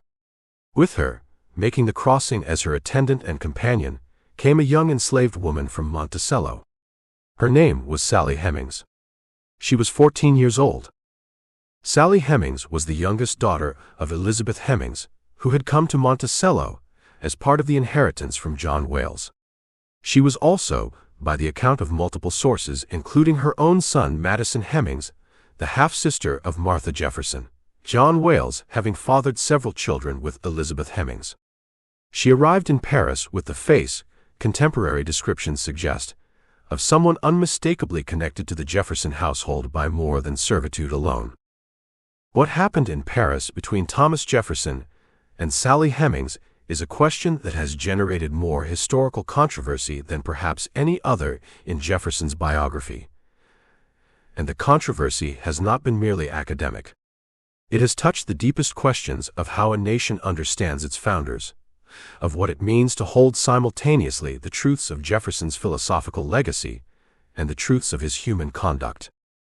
The evidence, accumulated over 2 centuries of historical investigation, and clarified significantly by DNA analysis published in 1998, points in a direction that the scholarly consensus has now largely accepted, that Jefferson fathered the children of Sally Hemings, and that their relationship, which began in Paris and continued at Monticello for decades, was the most sustained intimate connection of the second half of his life. Sally Hemings was, in Paris, in a legally ambiguous position. Under French law, she could have claimed her freedom. France did not recognize the institution of slavery, and enslaved people who reached French soil had legal recourse that was unavailable to them in Virginia. She was, by her son's later account, pregnant when the question of returning to Virginia arose. She negotiated, this is Madison Hemings's word, and it is a word worth dwelling on, with Jefferson over the terms of her return. He made her promises. He promised that her children would be freed at the age of 21. He promised her privileges and protections that went beyond what the institution of slavery ordinarily provided. She returned with him to Virginia. The full moral weight of what this arrangement meant, an arrangement made between a 50-year-old man of enormous power and a 16-year-old girl who was legally his property, in which the condition of her enslavement was the fundamental context of everything that followed, cannot be reduced to the vocabulary of ordinary romantic narrative. Jefferson's ownership of Sally Hemings was not incidental to their relationship. It was constitutive of it. And this fact, sitting alongside the philosophical architecture of the Declaration, alongside the trembling for his country, and the conviction that slavery degraded the souls of masters and enslaved alike, constitutes the most unresolvable contradiction in a life built upon contradictions. The French Revolution was beginning to make itself felt in the streets of Paris during Jefferson's final years there. He watched it with the sympathetic attentiveness of a man who believed deeply in the principles driving it. The insistence on popular sovereignty, the rejection of aristocratic privilege, the demand for the rights of man, while also observing with some unease the violence that those principles were beginning to generate as the distance between theory and practice made itself felt. He was present for the fall of the Bastille in July of 1789, and he understood it as what it was, the opening act of a drama whose full dimensions were not yet visible. He had asked permission to return to Virginia for a few months, to settle his affairs and arrange for the education of his daughters, and address the chronic disorder of his finances, which had been worsening steadily under the pressure of expenses that his diplomatic salary could not adequately cover. The permission was granted, and in September of 1789 he sailed for home. He expected to return to Paris. The letter waiting for him in Virginia, a letter from President Washington, had other ideas.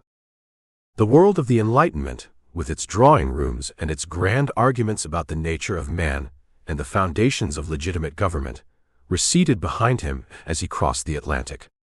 Ahead lay the young republic, still forming itself, still working out in practice what he had described in theory, still in desperate need of the minds that had helped to make it. He left Paris behind. He never entirely left what Paris had made of him. Chapter 6. The Cabinet Battles, 1790 to 1796.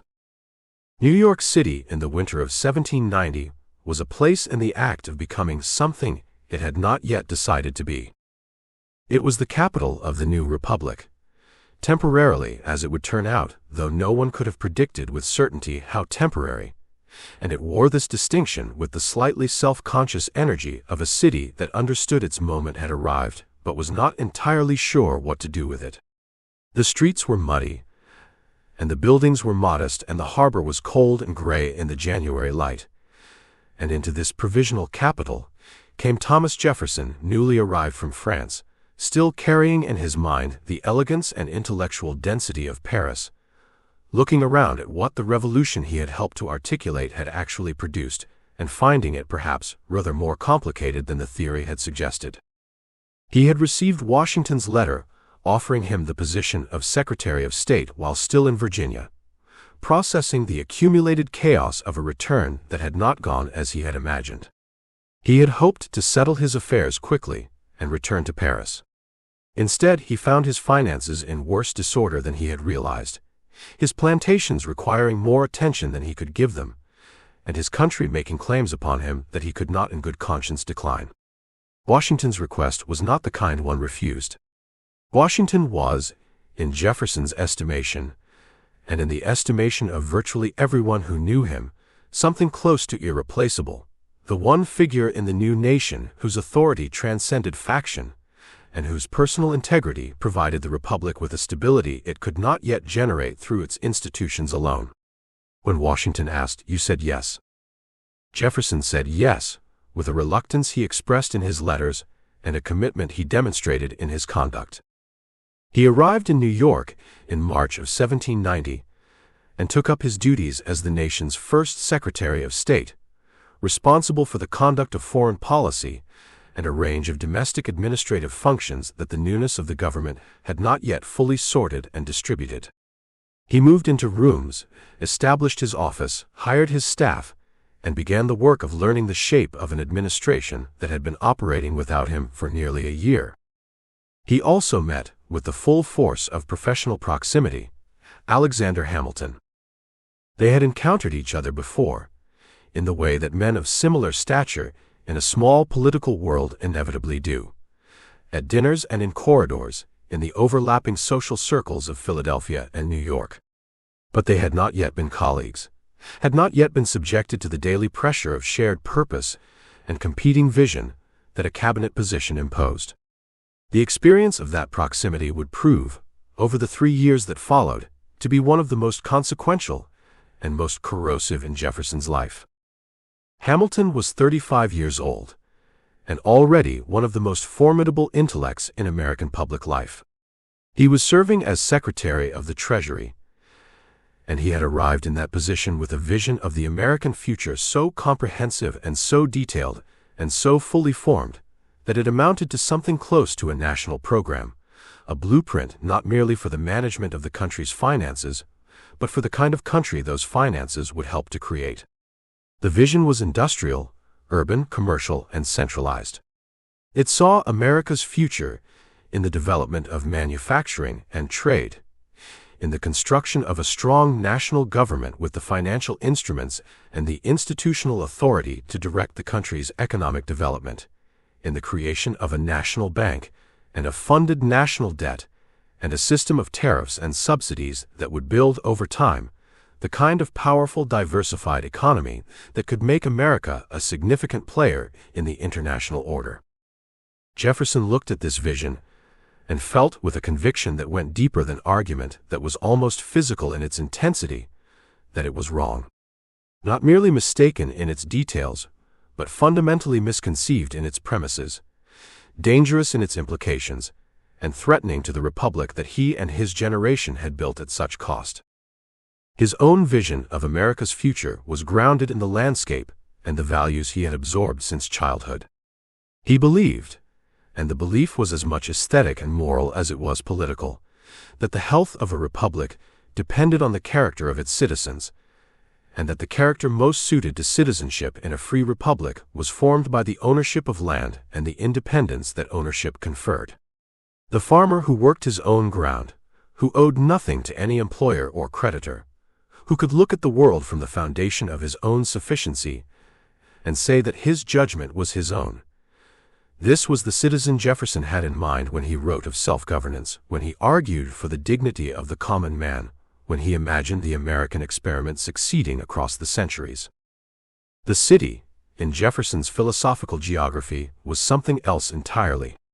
The mobs of great cities, he had written in the notes on the state of Virginia, added just as much to the support of pure government as sores do to the strength of the human body, a simile of startling vividness that revealed the depth of his aversion. Urban life, in his understanding, created dependence on employers, on merchants, on the fluctuating fortunes of commerce, and dependence was the enemy of the independent judgment that citizenship required.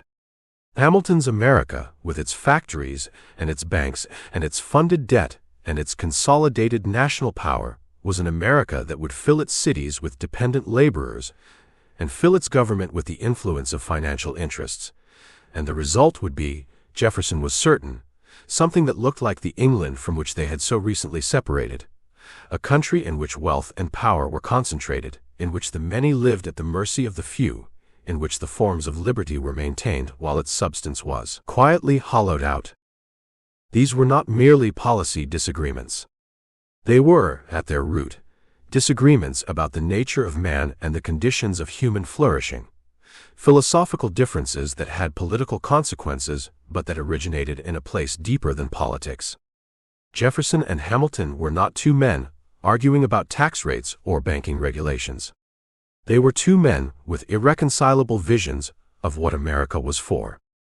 The first great battle of this conflict was fought over Hamilton's financial program in the winter and spring of 1790.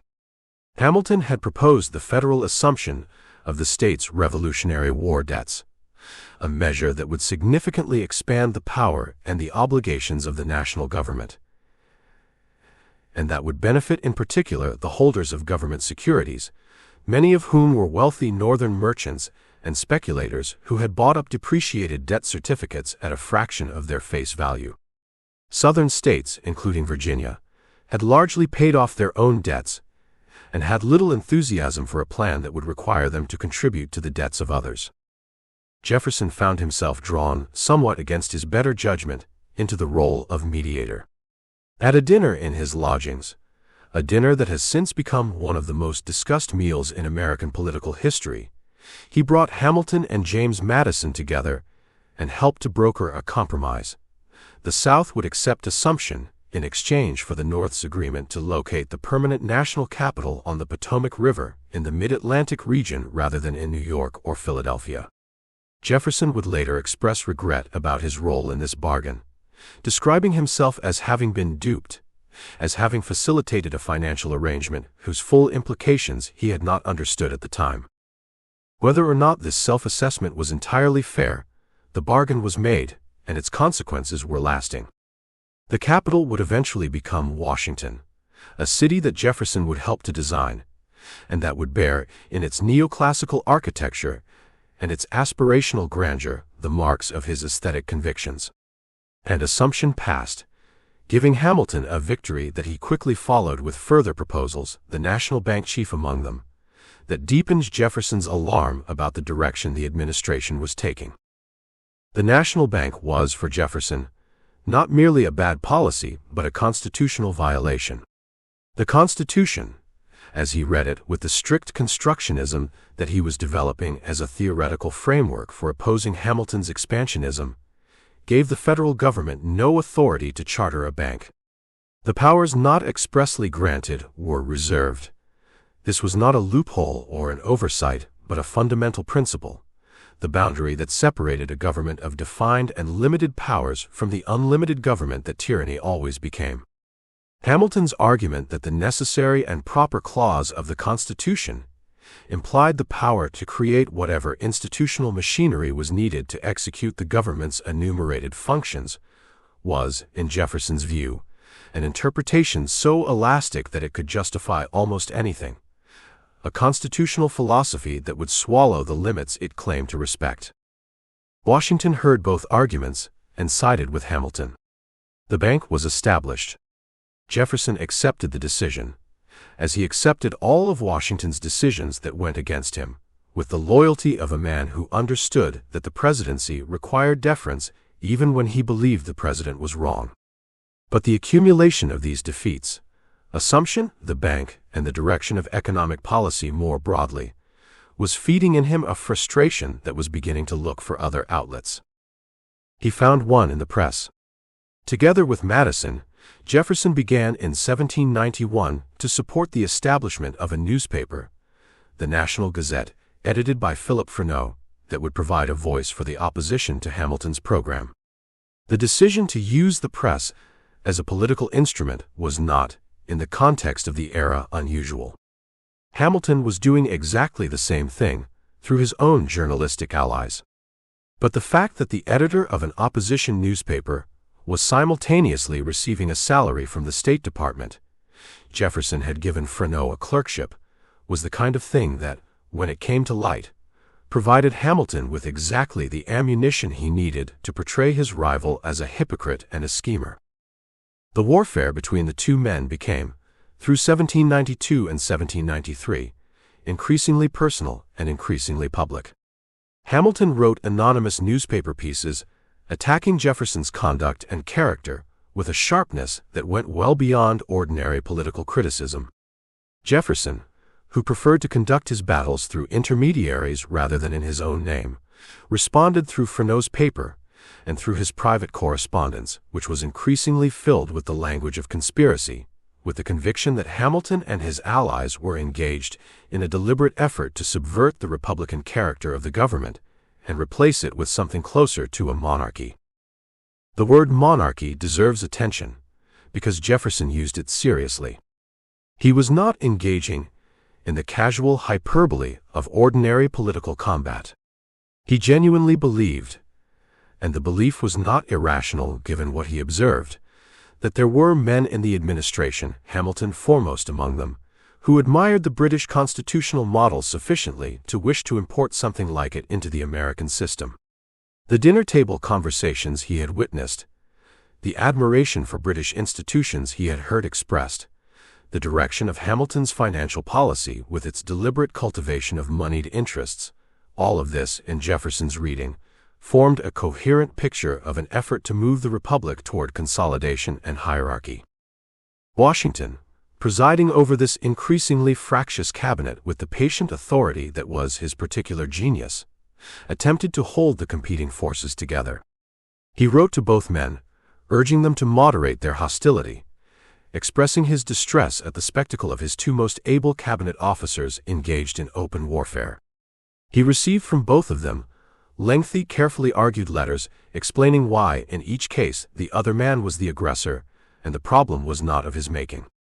He read these letters with, one imagines, the weary recognition of a man who knows that the forces he is attempting to contain are stronger than his ability to contain them. The foreign policy crises of 1793 added new dimensions to the conflict. The execution of Louis XVI in January and the outbreak of war between France and Britain in February placed the Washington administration in the position that Washington had always dreaded and had always been determined to avoid, forced to choose under pressure between the country's two most important external relationships. Jefferson's sympathies were clear and strong.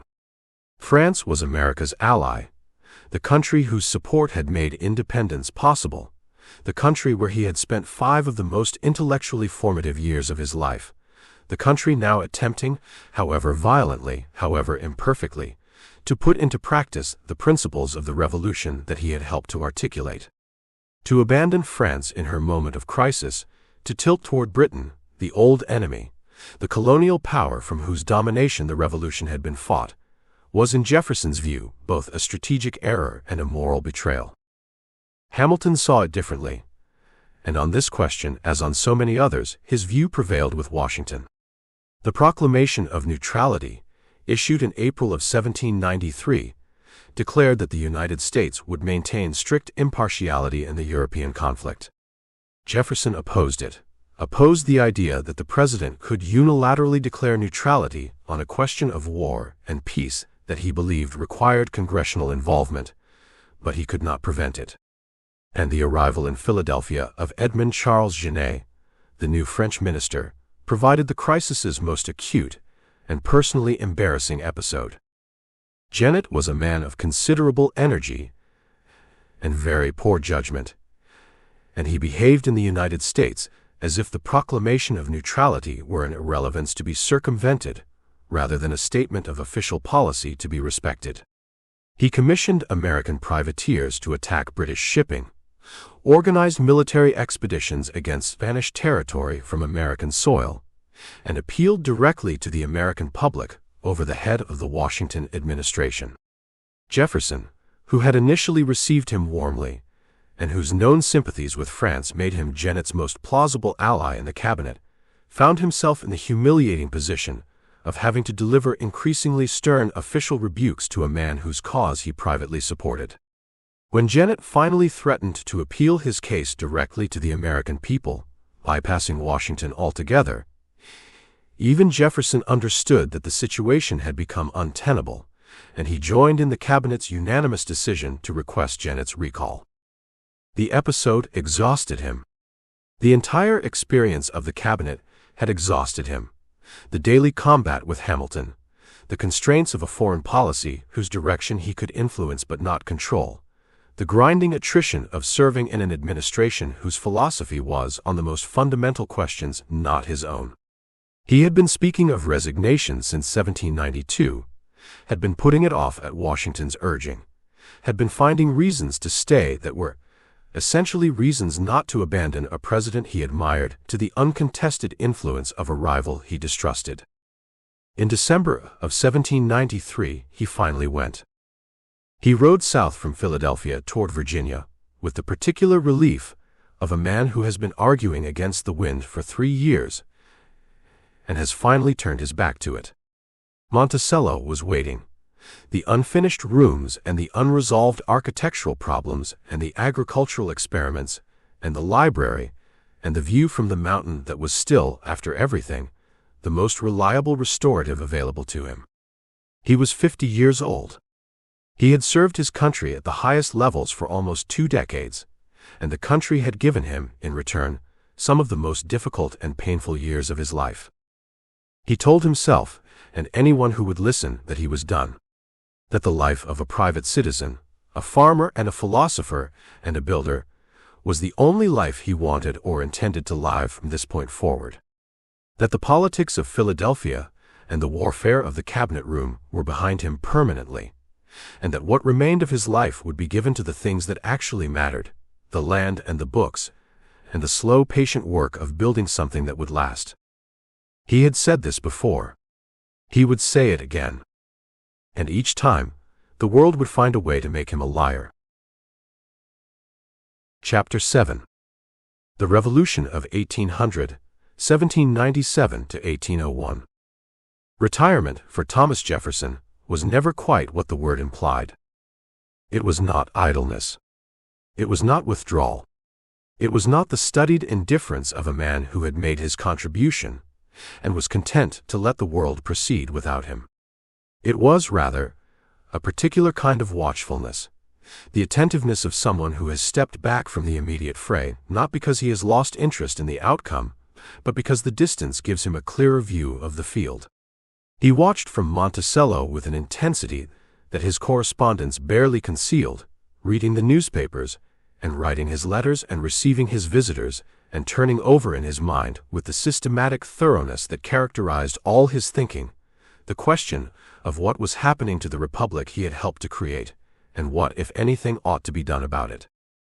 The answer to the second question arrived in the form of an election result in the autumn of 1796. John Adams won the presidency by 3 electoral votes.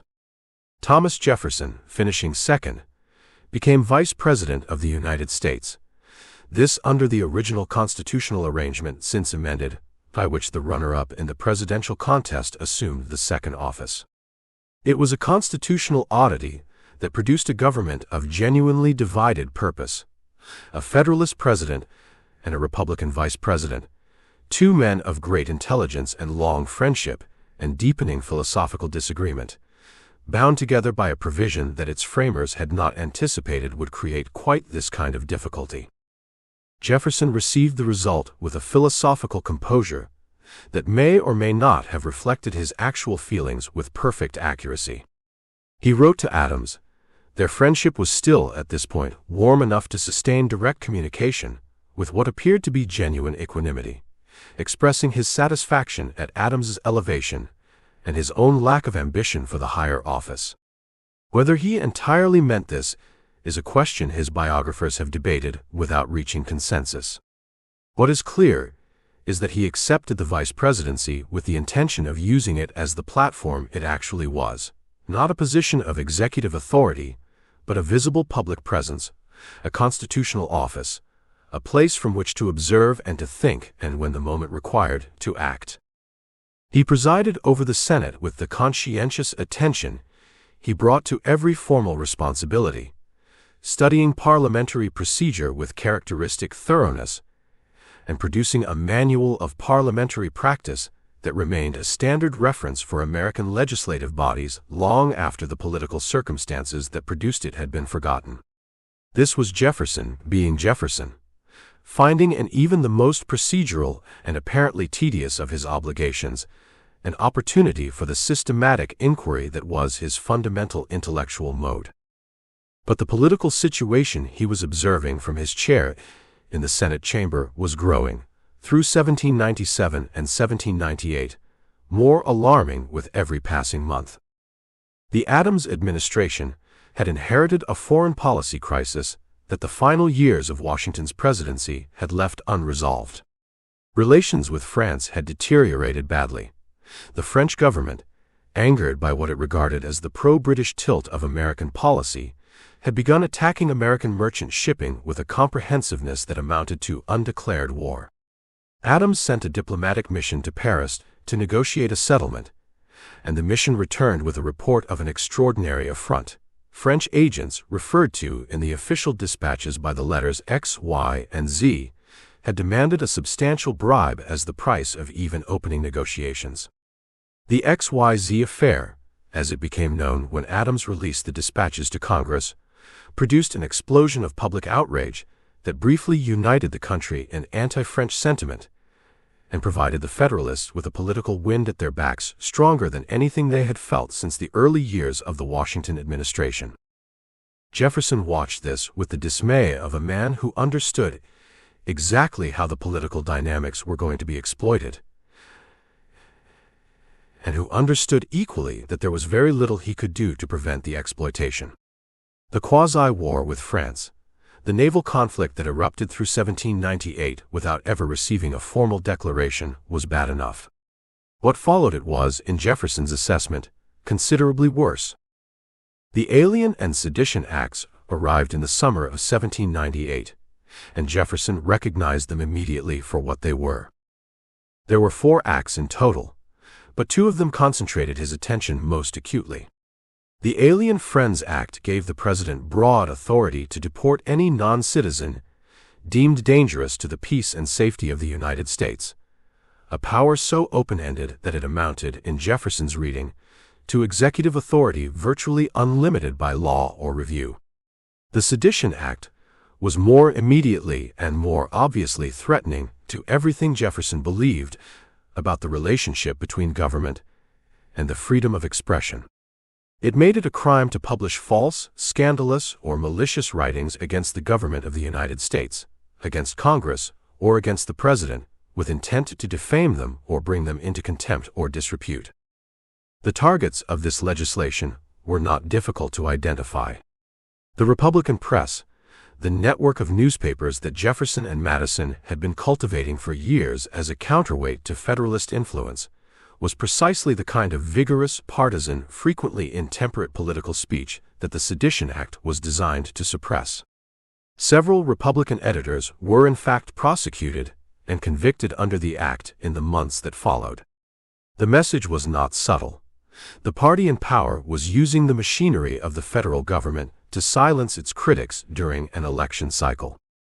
Jefferson was, by the terms of his office, required to enforce the laws of the United States. He was also, by the convictions of his entire political life, constitutionally and philosophically opposed to the laws now being placed before him. He resolved this dilemma in the way that his theory of government suggested, working through an instrument that was available to him precisely because he had spent his career insisting on the importance of the states as a counterbalancing force to federal power. He wrote in secret, working carefully, and with the full awareness that discovery would expose him to precisely the kind of prosecution the Sedition Act authorized, Jefferson drafted a set of resolutions for the Kentucky legislature, a document arguing that the federal government was a compact among sovereign states, that the states retained the authority to judge when the federal government had exceeded its constitutional powers, and that the Alien and Sedition Acts were such an excess and therefore null and void within the boundaries of states that chose to declare them so. Madison drafted a parallel set of resolutions for Virginia, somewhat more cautiously worded, making a similar argument with somewhat less of the radical edge that Jefferson's version carried. The Kentucky and Virginia resolutions were, in their immediate political effect, limited. The other states did not rush to endorse them. Some responded with outright rejection. As instruments of the constitutional theory they embodied, the doctrine of nullification, the idea that individual states could unilaterally void federal legislation, they planted seeds that would bear bitter and ultimately terrible fruit in the decades leading to the Civil War, invoked by men defending slavery against federal interference in ways that Jefferson, whatever his own contradictions, could not straightforwardly have anticipated or endorsed. But as political documents, as statements of opposition, as rallying points for a party that was otherwise being suppressed by the legal and institutional power of its opponents, they served their purpose. They announced that the Federalists had not silenced the Republican voice. They articulated a principled opposition to the consolidation of federal power that resonated with the significant portion of the American electorate that was already uneasy about the direction the Adams administration had taken. And they helped to set the stage for what was coming in the autumn of 1800. The election of 1800 was, by any standard, one of the most consequential and most savage political contests in American history. The Federalists attacked Jefferson with a ferocity that drew on every available weapon. His religious views, his association with the violence of the French Revolution, his personal character, his relationship with Sally Hemings, which had been published in a newspaper the previous year by the journalist James Callender. Jefferson was denounced from pulpits as an atheist, a Jacobin, a man whose election would bring the guillotine to American shores and destroy the fabric of Christian civilization. His supporters countered with equal vigor, portraying Adams as a monarchist, a warmonger, and a friend of British tyranny. Jefferson himself, maintaining the public composure that was his most reliable political instrument, remained at Monticello for most of the campaign season, conducting his political business through correspondence and through the network of allies and operatives he had been building for years. He did not campaign in the modern sense. That was not how the politics of the era were conducted. And even if it had been, Jefferson's temperament was not suited to the gladiatorial public display it would have required. He trusted his organization, and he trusted the political winds, which had been shifting in the Republican direction for 2 years. The results, when they came, produced a crisis that no one had quite anticipated, though the constitutional mechanism that created it had been visible to anyone who cared to look. Jefferson and his running mate Aaron Burr received the same number of electoral votes, 73 each, because the electors who had intended to elect Jefferson as president and Burr as vice president had neglected in sufficient numbers to ensure that one of the two received fewer votes than the other. The tie threw the election into the House of Representatives, where each state delegation cast a single vote, and where the Federalists, still controlling enough delegations to determine the outcome, faced the choice between a man they despised and a man they regarded as unscrupulous but perhaps more manageable. The House voted 35 times over 6 days in February of 1801 without producing the majority required. The Federalists, who controlled several key delegations, were exploring the possibility of supporting Burr, not because they preferred him, but because they calculated that his character made him more susceptible to influence, more likely to preserve some elements of the Federalist program if he found himself unexpectedly elevated to the presidency. Jefferson, who was watching from his rooms at Conrad and McMunn's boarding house in Washington, with the contained tension of a man determined to appear unconcerned, refused to make the kind of explicit promises about his future conduct that might have secured Federalist votes more quickly. He would make no deals that compromised the principles on which he had been elected. He would come to power clean, or he would not come to power at all. It was Alexander Hamilton who resolved the crisis, and the resolution carried within it a painful irony that Jefferson was too acute not to appreciate. Hamilton, Jefferson's great rival, the man who had opposed him at every turn for a decade, who had attacked his character in the press and blocked his policies in the cabinet. Hamilton interceded with the Federalist holdouts to break the deadlock in Jefferson's favor. His reasoning was characteristically blunt. Jefferson was dangerous because of his principles, but Burr was dangerous because he had none. A man of principle, however wrong, was at least predictable. A man without principle was simply a vessel for whatever ambition filled him. Hamilton preferred Jefferson.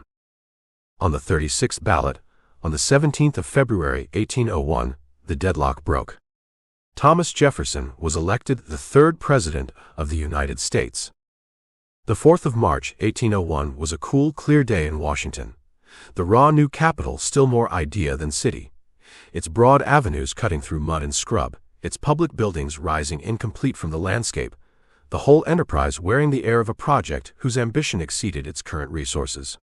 Jefferson walked from his boarding house to the Capitol, a deliberate gesture, the symbolism carefully calibrated, dressed in clothes of Republican simplicity, accompanied by a company of militia and by a crowd of citizens who had come to witness what he would later describe as the most important event in the history of democratic governance since the Republic's founding. He entered the Senate chamber and stood before the assembled Congress and the diplomatic corps, and the citizens crowded into every available space, and he spoke. His voice was quiet. It was always quiet in large spaces, unsuited to the demands of public oratory, and many in the room could not hear the words directly. But the words were printed and distributed, and read aloud and reprinted and discussed in every corner of the country, and their quality, their tone, their careful and generous reconciliation of a nation that had spent 4 years tearing itself apart, was immediately apparent to everyone who encountered them. He began from the assumption that the violence of the preceding years, the partisan fury, the prosecutions and the suppressions, the mutual accusations of tyranny and treason, had been a fever, and that the fever had broken. He acknowledged that Americans had been bitterly divided, and then he offered a reframing of that division that was not a dismissal of its reality, but a redefinition of its meaning. "We have called by different names, brethren of the same principle," he said. "We are all Republicans, we are all Federalists." The words have sometimes been misread as a claim that the differences between the parties were trivial or illusory, as an argument that the conflict had been, in the end, merely semantic. But that was not what Jefferson meant, and a careful reading makes this clear. He meant something subtler and more interesting, that the underlying commitments of the American political tradition to Republican self-governance and to federal union were shared across the partisan divide, that the disagreements were about means rather than ends, and that a government which remembered this shared foundation could govern for all its citizens rather than only for its faction. It was an extraordinary thing to say, and more extraordinary still, coming from a man who had spent the previous decade in the most bitter partisan combat the Republic had yet witnessed. Whether he entirely believed it, or whether he believed it as a political aspiration rather than a description of present reality, is a question worth holding without forcing it to a premature answer. Jefferson was capable of both genuine idealism and strategic calculation, and the two were rarely entirely separable in him. He spoke of the principles that would guide his administration: equal and exact justice to all men, of whatever state or persuasion, religious or political; peace, commerce, and honest friendship with all nations, entangling alliances with none; the support of the state governments in all their rights; the preservation of the general government in its whole constitutional vigor; freedom of religion, freedom of the press, freedom of the person under the protection of the habeas corpus. These were not merely campaign promises. They were, in Jefferson's understanding, the creed of the Revolution, the principles for which the war had been fought and the Republic established, and from which the Federalist decade had dangerously deviated. He called it, in correspondence written before and after the inauguration, the Revolution of 1800. The language was deliberate and precise. He believed, he argued with conviction, that what had occurred was not merely a change of administration, but a restoration, a recovery of the Republic's founding principles from the hands of those who had been subverting them, a peaceful correction of the course that the Washington and Adams years had set. The fact that this restoration had been accomplished through the ballot rather than through violence was, in his view, its most significant feature, evidence that Republican government, properly constructed, possessed the capacity for self-correction, that the people, given the instruments of democratic choice, would ultimately choose rightly. He walked back from the Capitol, through the streets of the unfinished city, the president now, the Republic's third, and in his own conception its truest custodian. The buildings were going up around him, the Capitol dome still years from completion, the president's house still damp with new plaster, the whole fabric of the national government still more blueprint than reality. He had spent his life building things. He understood blueprints. He understood, too, the distance between what a building looked like on paper and what it became when the actual work of construction began, the compromises that reality imposed, the revisions that the material demanded, the gap between the elegance of the plan and the obstinacy of the world that the plan had to accommodate. He was 63 days from 60 years old. He had been building the Republic since before it had a name. The work, as always, was just beginning. Chapter 8. The Empire of Liberty, 1801 to 1804. Power has a way of instructing its holders in lessons that opposition never could. There is a particular education that comes only from the presidency, from sitting at the center of a government's machinery and feeling for the first time, not the resistance of power from without, but the weight and the temptation of it from within. Jefferson had spent a decade in opposition, arguing for the strict limitation of federal authority, for the scrupulous observance of constitutional boundaries, for the principle that a government confined to its enumerated powers was the only government compatible with genuine liberty. He had argued this with the confidence of a man who had never been required to govern under the constraints he was prescribing. Now, in the spring of 1801, the government was his and the constraints were his own, and the world had a way of presenting itself with a complexity that theory had not fully anticipated. He began by doing what he had promised. The Alien and Sedition Acts were allowed to expire. The men imprisoned under the Sedition Act were pardoned and released. The direct taxes that Hamilton's financial program had imposed were repealed. The army was reduced, the navy pared back, the machinery of the federal government trimmed toward the Republican simplicity that Jefferson had always insisted was both morally preferable and practically sufficient. His Secretary of the Treasury, Albert Gallatin, a man of extraordinary financial acumen whose Swiss-born precision and Republican convictions made him perhaps the most valuable member of Jefferson's cabinet, set about the systematic reduction of the national debt with a thoroughness that genuinely impressed even those who disagreed with the broader program. Jefferson wanted to demonstrate, by the evidence of his administration's conduct, that Republican government was not merely a philosophical preference, but a practical superiority, that a nation could be governed efficiently and honestly without the apparatus of consolidated power that Hamilton had insisted was indispensable. In many respects, the demonstration was successful. The federal government contracted, the debt declined, the Republican press celebrated, and the Federalist prediction that the Republic could not function without the institutional architecture Hamilton had built was, for the moment at least, confounded. Jefferson governed with a deliberate simplicity, receiving visitors in casual dress, abolishing the formal levees and elaborate court ceremonies that had characterized the Washington and Adams presidencies, walking rather than riding to public functions, conducting the social life of the executive mansion with an informality that was simultaneously genuine in its character and calculated in its effect. He was telling a story about the kind of republic this was, and he was telling it through every available medium, including the medium of his own daily behavior. But the world, as it always does, refused to remain within the boundaries that theory had prepared for it. The problem arrived from the Mediterranean, and it was not new.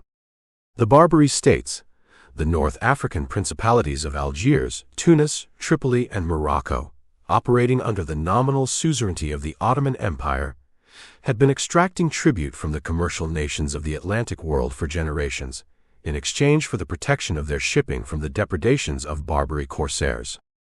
The United States had been paying this tribute since 1796, a humiliation that Jefferson had always found intolerable, and that had seemed to him, long before he held the power to address it, a fundamental contradiction of everything the Republic stood for. A nation that had declared its independence on the basis of the natural rights of free men was paying ransom to North African potentates for the privilege of sailing the seas in peace. In May of 1801, the Pasha of Tripoli, dissatisfied with the level of American tribute and pressing for an increase, declared war on the United States in the traditional manner, by having the flagpole of the American consulate chopped down. Jefferson's response was instructive, both in what it revealed about his actual relationship to the principles he had professed, and in what it suggested about the kind of president he intended to be. He sent warships to the Mediterranean. He did this initially without seeking a formal declaration of war from Congress, a decision that sat uneasily alongside his decade of argument that executive power must be constitutionally restrained and that the war-making authority belonged to the legislature alone. He managed the tension with a combination of genuine scruple and practical necessity, acknowledging to Congress that he had acted on executive authority alone and inviting their formal authorization of what he had already begun. Congress eventually provided the authorization, and the quasi-legal situation was regularized, but the episode was a preview of the way in which the demands of governing would repeatedly complicate the clarity of Jefferson's constitutional philosophy. The naval campaign against Tripoli was not swift or simple. The early engagements were inconclusive, and in 1803 the American frigate Philadelphia ran aground in Tripoli harbor and was captured along with its entire crew of 300 men, a catastrophe that the young Navy Lieutenant Stephen Decatur partially redeemed the following year with a daring night raid that destroyed the captured vessel before it could be turned against American shipping. Jefferson prosecuted the conflict with patient persistence, commissioning a naval force adequate to the task and supporting the extraordinary overland expedition led by the diplomat William Eaton, who marched a small mixed force across the Libyan desert to capture the port of Derna, the first raising of the American flag over a fortification in the Old World, an achievement that entered the mythology of the young Marine Corps. The war demonstrated something that Jefferson's opponents had doubted, and his supporters had hoped, that a Republican government could project military force in the defense of national interests without the apparatus of a permanent military establishment that Hamilton had argued was necessary. It also demonstrated, with less comfort to Jefferson's philosophical consistency, that the world did not always permit the luxury of choosing between force and diplomacy. But the crisis that would most profoundly and permanently alter Jefferson's understanding of his own presidency arrived from a different direction entirely, in the spring of 1803, in the form of a diplomatic dispatch from Paris that required a decision of almost incomprehensible magnitude to be made in a matter of days. The circumstances that produced it were the result of Napoleon Bonaparte's calculation that his ambitions in the New World had become strategically untenable. France had recently recovered the Louisiana Territory from Spain, a vast, indefinitely bounded expanse of land stretching from New Orleans northward and westward to the Rocky Mountains and beyond, encompassing the entire drainage basin of the Missouri River and its tributaries. Jefferson had been watching this development with acute anxiety. New Orleans sat at the mouth of the Mississippi River, and the Mississippi was the artery through which the produce of the entire American interior flowed to market. Whoever controlled New Orleans controlled the economic destiny of the Trans-Appalachian West, and if France under Napoleon controlled it, the young republic found itself in the dangerous position of having the most powerful military force in the world as its immediate neighbor along its western frontier. He had dispatched James Monroe to Paris to join the American minister Robert Livingston, authorizing them to negotiate the purchase of New Orleans and the Floridas, a limited objective aimed at securing American navigation rights and removing the most immediate source of strategic vulnerability. What Monroe and Livingston encountered in Paris bore no resemblance to this modest brief. Napoleon, his Caribbean ambitions destroyed by the catastrophic failure of the French expeditionary force in Saint-Domingue, where yellow fever and the fierce resistance of the Haitian Revolution had killed tens of thousands of French soldiers and extinguished the prospects of a French-American empire, had abruptly concluded that Louisiana was a strategic liability rather than an asset. He needed money for his European campaigns. He needed to eliminate a territory he could not effectively defend from British naval power. And he was, by temperament, a man who preferred the bold stroke to the incremental adjustment. He offered to sell the entire Louisiana Territory to the United States.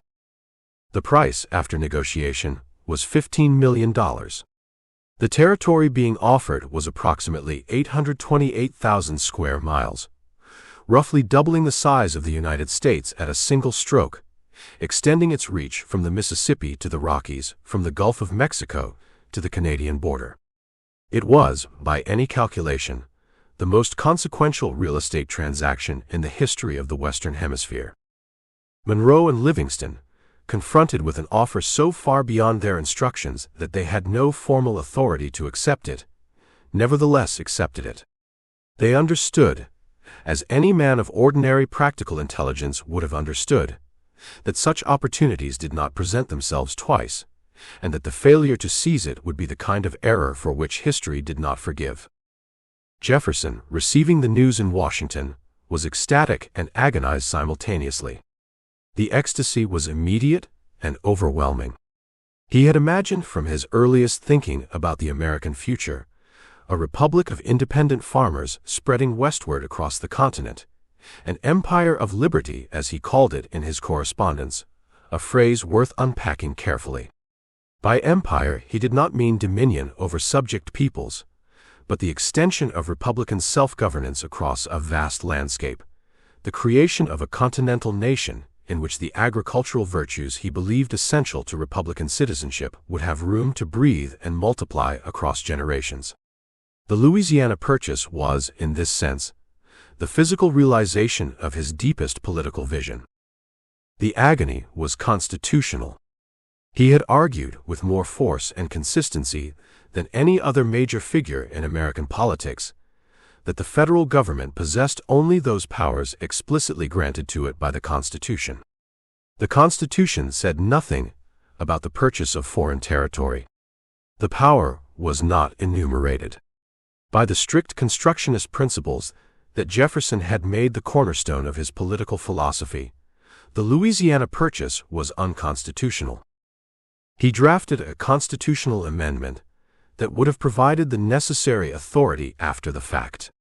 He circulated it, considered it, and then, under the pressure of events, Napoleon was showing signs of impatience. The offer might be withdrawn, the moment might pass. He abandoned it.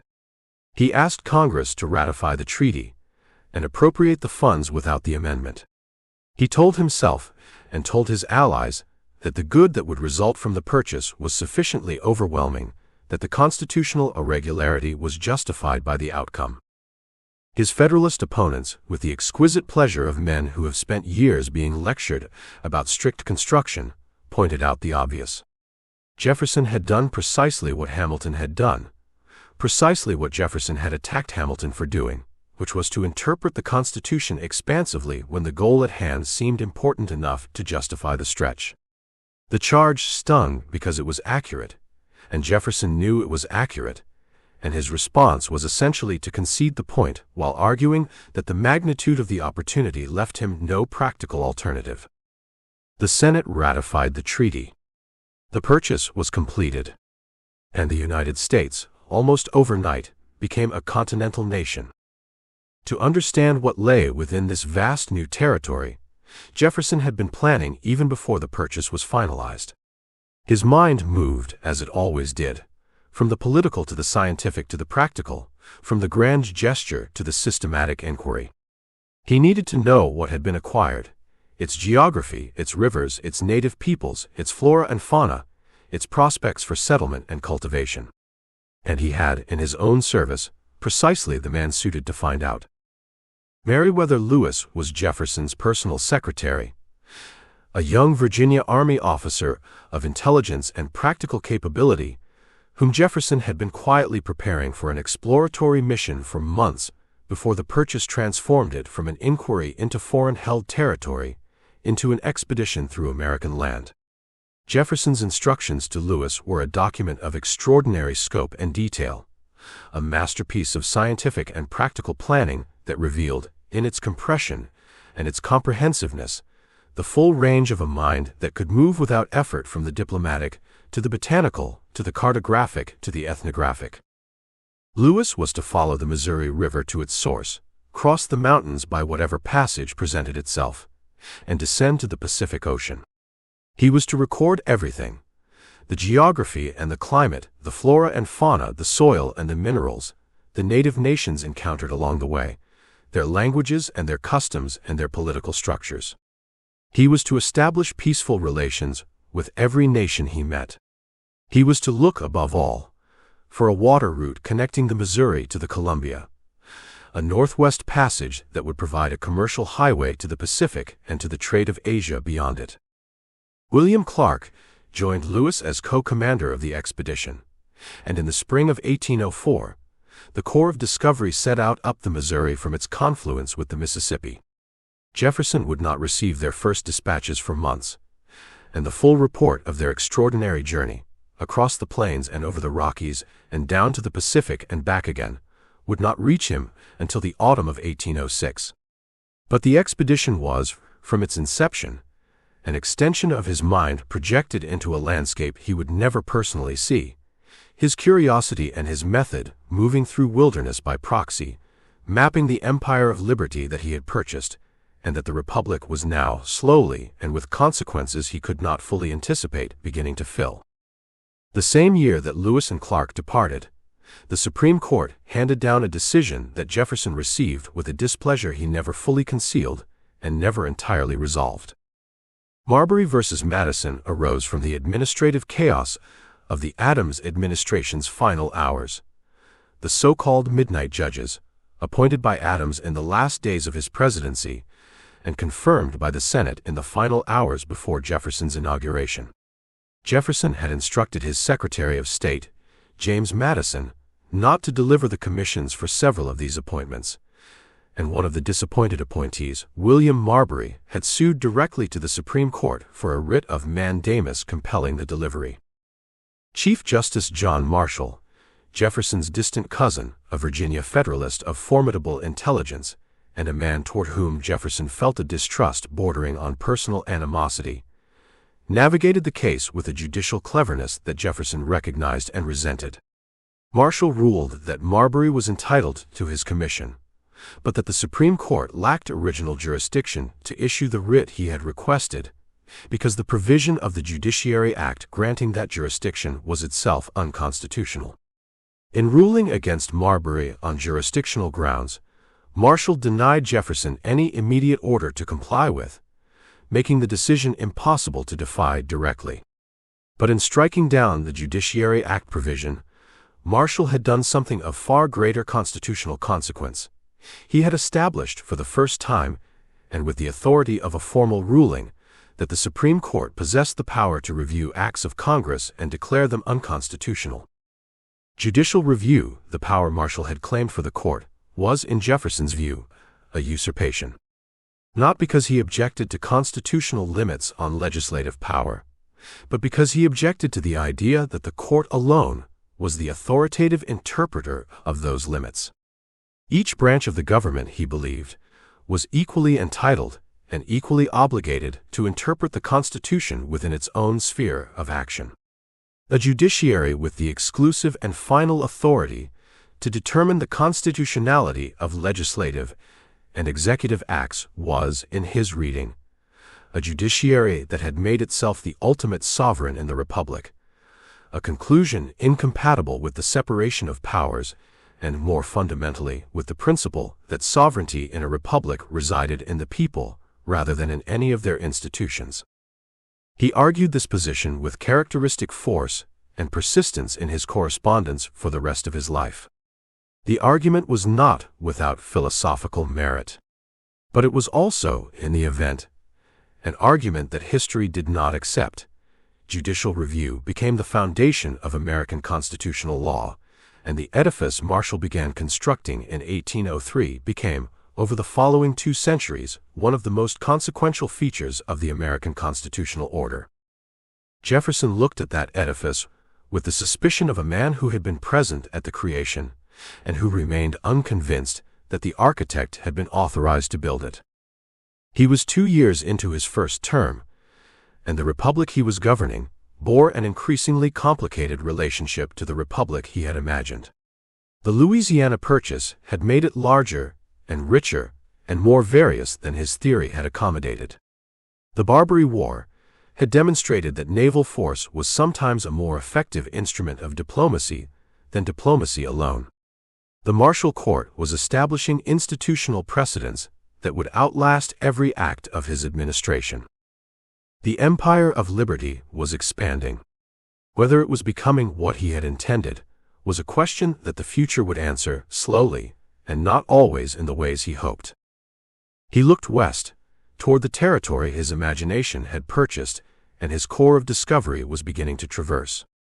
The continent was vast and largely unknown and full of possibility, and he had set human curiosity moving through it like a current through dark water. For the moment, at least, that was enough. Chapter 9. The Ordeal of Power, 1805 to 1809. There is a cruelty particular to second terms. The first term of a presidency arrives wrapped in possibility, in the energy of mandate and the optimism of beginning, in the sense that the work ahead, however difficult, is work that has not yet been attempted and therefore has not yet failed. The second term arrives differently. It arrives carrying the weight of what has already been done and what has already been left undone, the accumulated enemies and the accumulated complications, the problems that the first term's successes created, and the problems that the first term's failures left unresolved.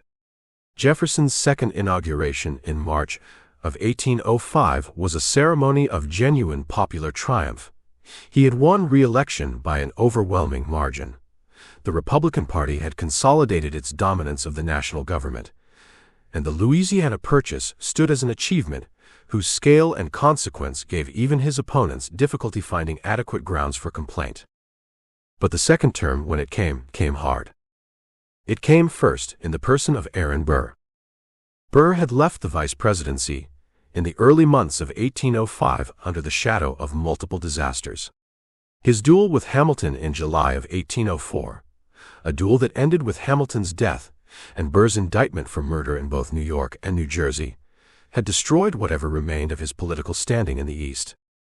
He had already been discarded by Jefferson, who had made clear that Burr would receive no patronage from the administration and would not be supported for any future office.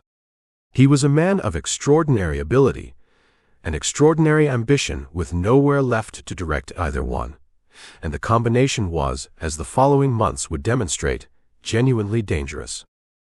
What Burr was actually planning in the 2 years between his departure from the vice presidency and his arrest in early 1807 remains, to a degree that is itself historically significant, uncertain. The allegations against him, assembled by the Jefferson administration with an eagerness that reflected the depth of the president's personal antipathy toward his former deputy, described a conspiracy of audacious scope, a plan to detach the Western territories from the United States, or to seize Mexican territory from Spain, or some combination of both, creating an independent empire in the interior of the continent with Burr at its head. Whether this scheme was real or exaggerated, or largely the invention of informants with their own interests to serve, was precisely the question that the trial of 1807 was called upon to answer.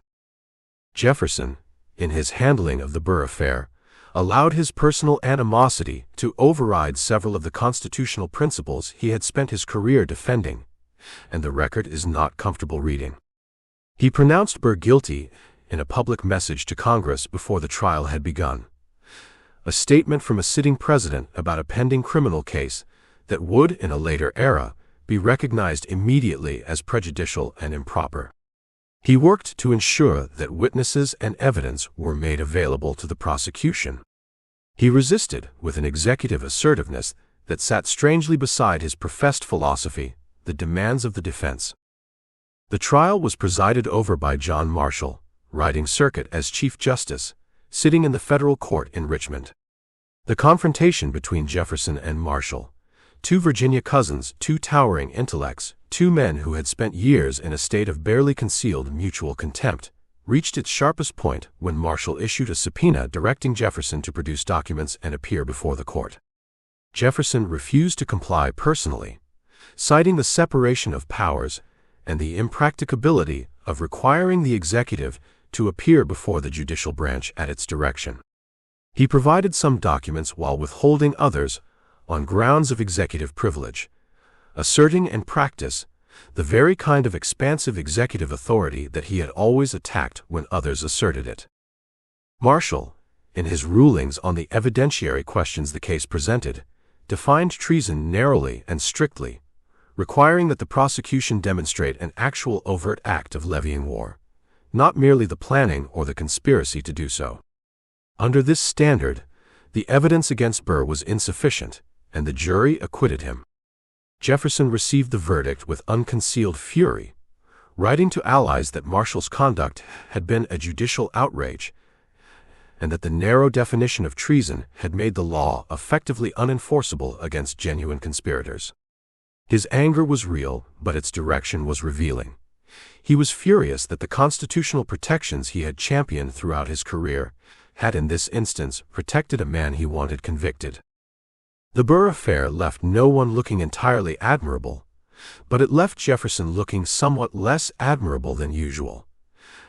and the contradiction between his professed principles and his actual conduct as a prosecutor of political enemies was noticed by observers at the time, and has been examined with uncomfortable thoroughness by historians since.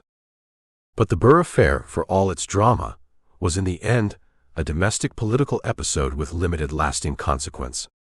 The foreign policy crisis that was simultaneously developing was neither limited nor temporary.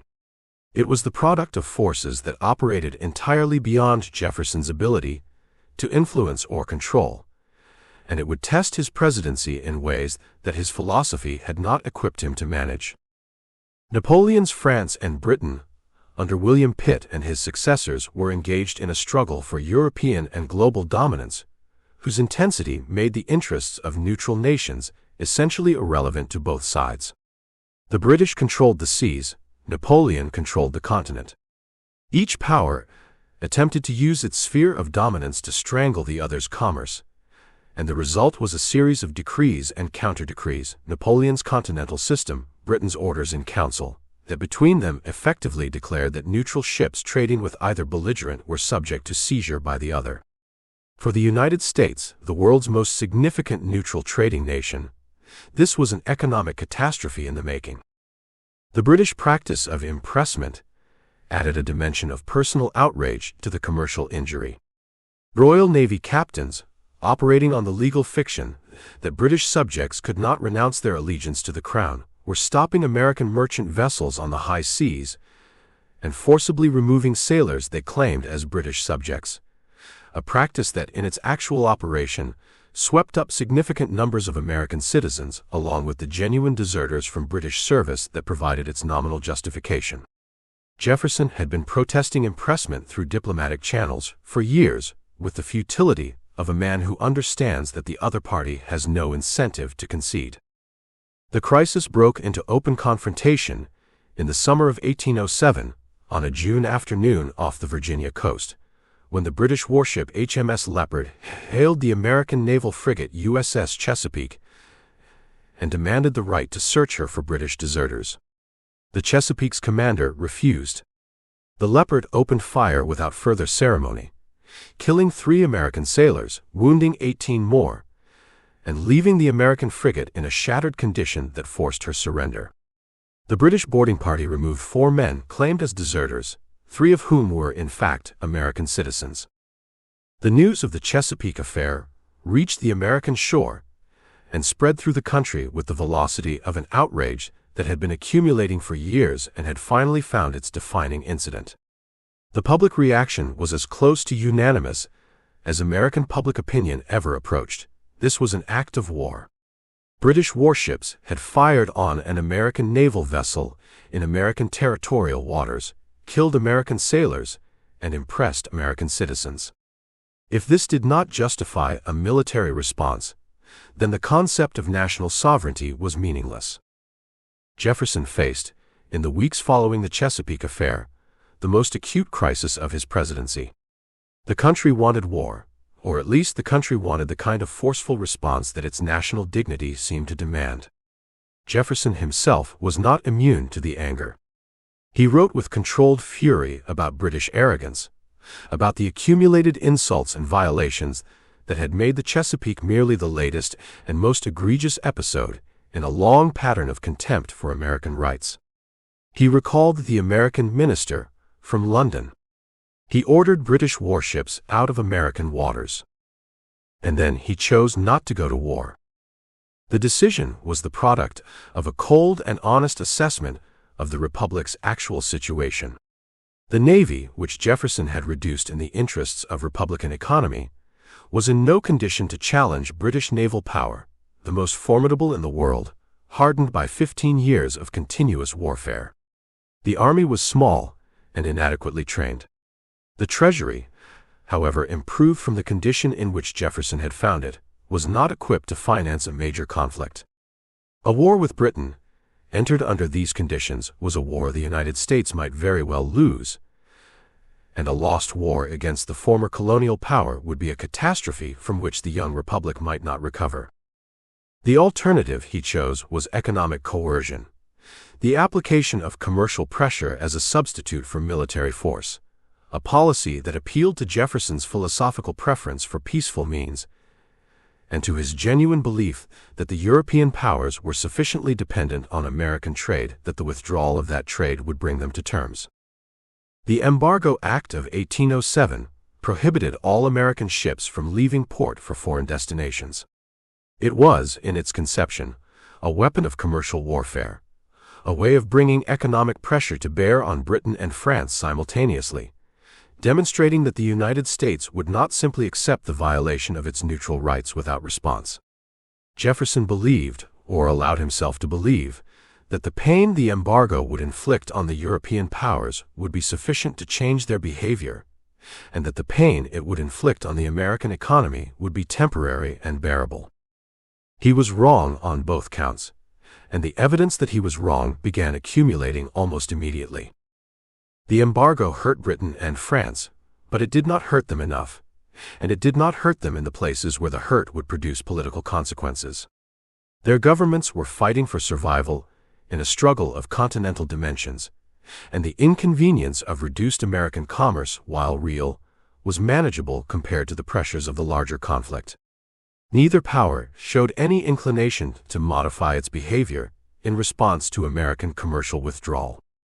Meanwhile, the embargo was inflicting severe and immediate damage on the American economy, damage that fell with particular force on precisely the communities and interests that were most dependent on maritime trade.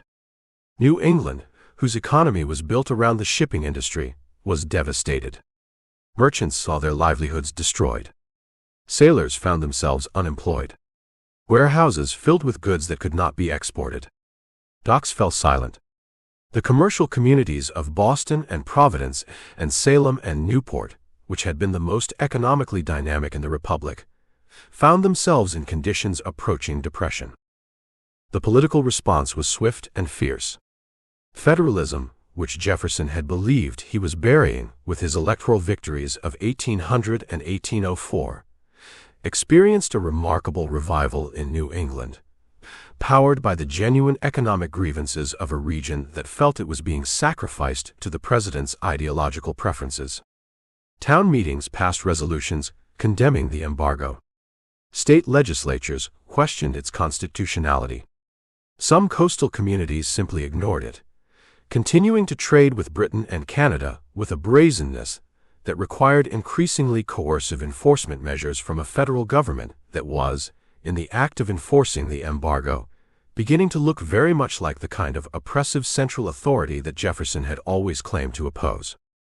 He tightened the enforcement. He signed supplementary acts that gave federal customs officials broader authority to seize goods and detain vessels. The government he was running in the final years of his presidency was, in its domestic operations, more intrusive and more authoritarian in its commercial regulation than anything Hamilton had proposed, a development that his critics pointed out with an emphasis that fell somewhere between argument and glee.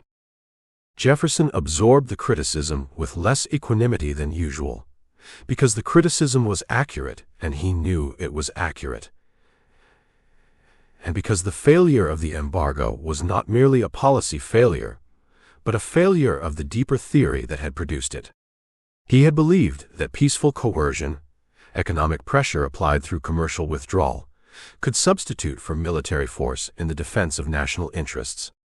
The world was demonstrating, with its customary indifference to the preferences of theorists, that this belief was not supported by the available evidence.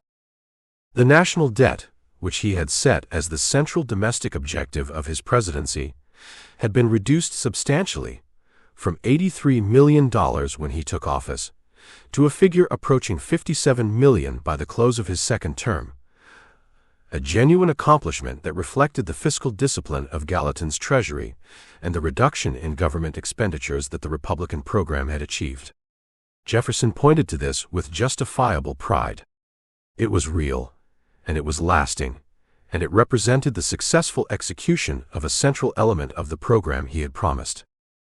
But the debt reduction could not compensate for the embargo in the public accounting of his second term. The policy had failed in its foreign objectives, damaged the economy in ways that produced genuine hardship for real people, expanded the coercive reach of the federal government in ways that contradicted Jefferson's stated principles, and left the underlying problem, British impressment, the violation of American neutral rights, the fundamental question of how a small republic defended its interests against the great powers of the world, entirely unresolved. Congress repealed the embargo in the final days of Jefferson's presidency, replacing it with the Non-Intercourse Act, which prohibited trade only with Britain and France, a partial and ultimately equally ineffective measure that represented the legislature's judgment that the full embargo had become politically untenable. Jefferson accepted the repeal without public protest, though his private correspondence made clear that he believed the policy had been abandoned prematurely before its effects could fully manifest. He was, in this as in some other matters, a man whose confidence in his own analysis was sometimes more durable than the evidence warranted. He was 65 years old, in the final winter of his presidency. He had been in continuous public service, with intervals of reluctant withdrawal, for nearly 40 years. He was tired in the deep structural way that long public life produces, not merely fatigued but worn, the machinery of his engagement with the world's demands running rougher than it once had, requiring more effort to produce the same result. Monticello was waiting with the insistence of something that has been promised for a very long time and is overdue for collection. He counted the days until his successor's inauguration. He told people so directly, with a candor that suggested the counting had been going on for some time. James Madison, his oldest political ally, his collaborator in the construction of the Republican Party, the man he trusted more than any other to continue the work they had been doing together for 3 decades, was prepared to assume the office. The transition would be, once again, peaceful. The Republic's capacity for orderly self-renewal, which Jefferson regarded as its most significant institutional achievement, would be demonstrated again. He had given the country 8 years of his presidency. He had doubled its territory, sent its explorers to the Pacific, reduced its debt, and presided over the gradual consolidation of Republican governance as the normal condition of American political life. He had also stumbled badly in the final years, allowing his theory to outrun his evidence and his antipathy to outrun his principles, and the stumbling had left marks. But the marks of the achievement were deeper than the marks of the failure, and he knew this, and the knowledge sustained him through the cold and difficult final months. On the 4th of March, 1809, James Madison took the oath of office, and Thomas Jefferson, for the third and final time in his life, became a private citizen. This time, he told himself, he meant it. This time, the retirement would hold. He pointed his horse toward Virginia, and toward the mountain, and toward whatever remained of a life that had been for 4 decades largely the property of others. It was time at last to take it back. Chapter 10. The Sage of Monticello, 1809 to 1826. The mountain received him like a long memory. He came home in March of 1809, along roads that he knew by feel as much as sight, through the familiar geography of the Virginia Piedmont, the red clay and the bare oak and the blue ridge in the distance, holding its position against the sky with the permanent authority of something that has been there long enough to seem eternal.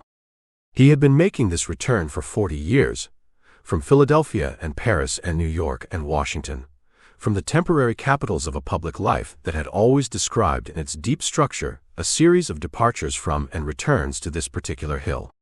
But this return was different from all the others, and he understood the difference with a clarity that his weariness made sharper rather than duller. He was 65 years old.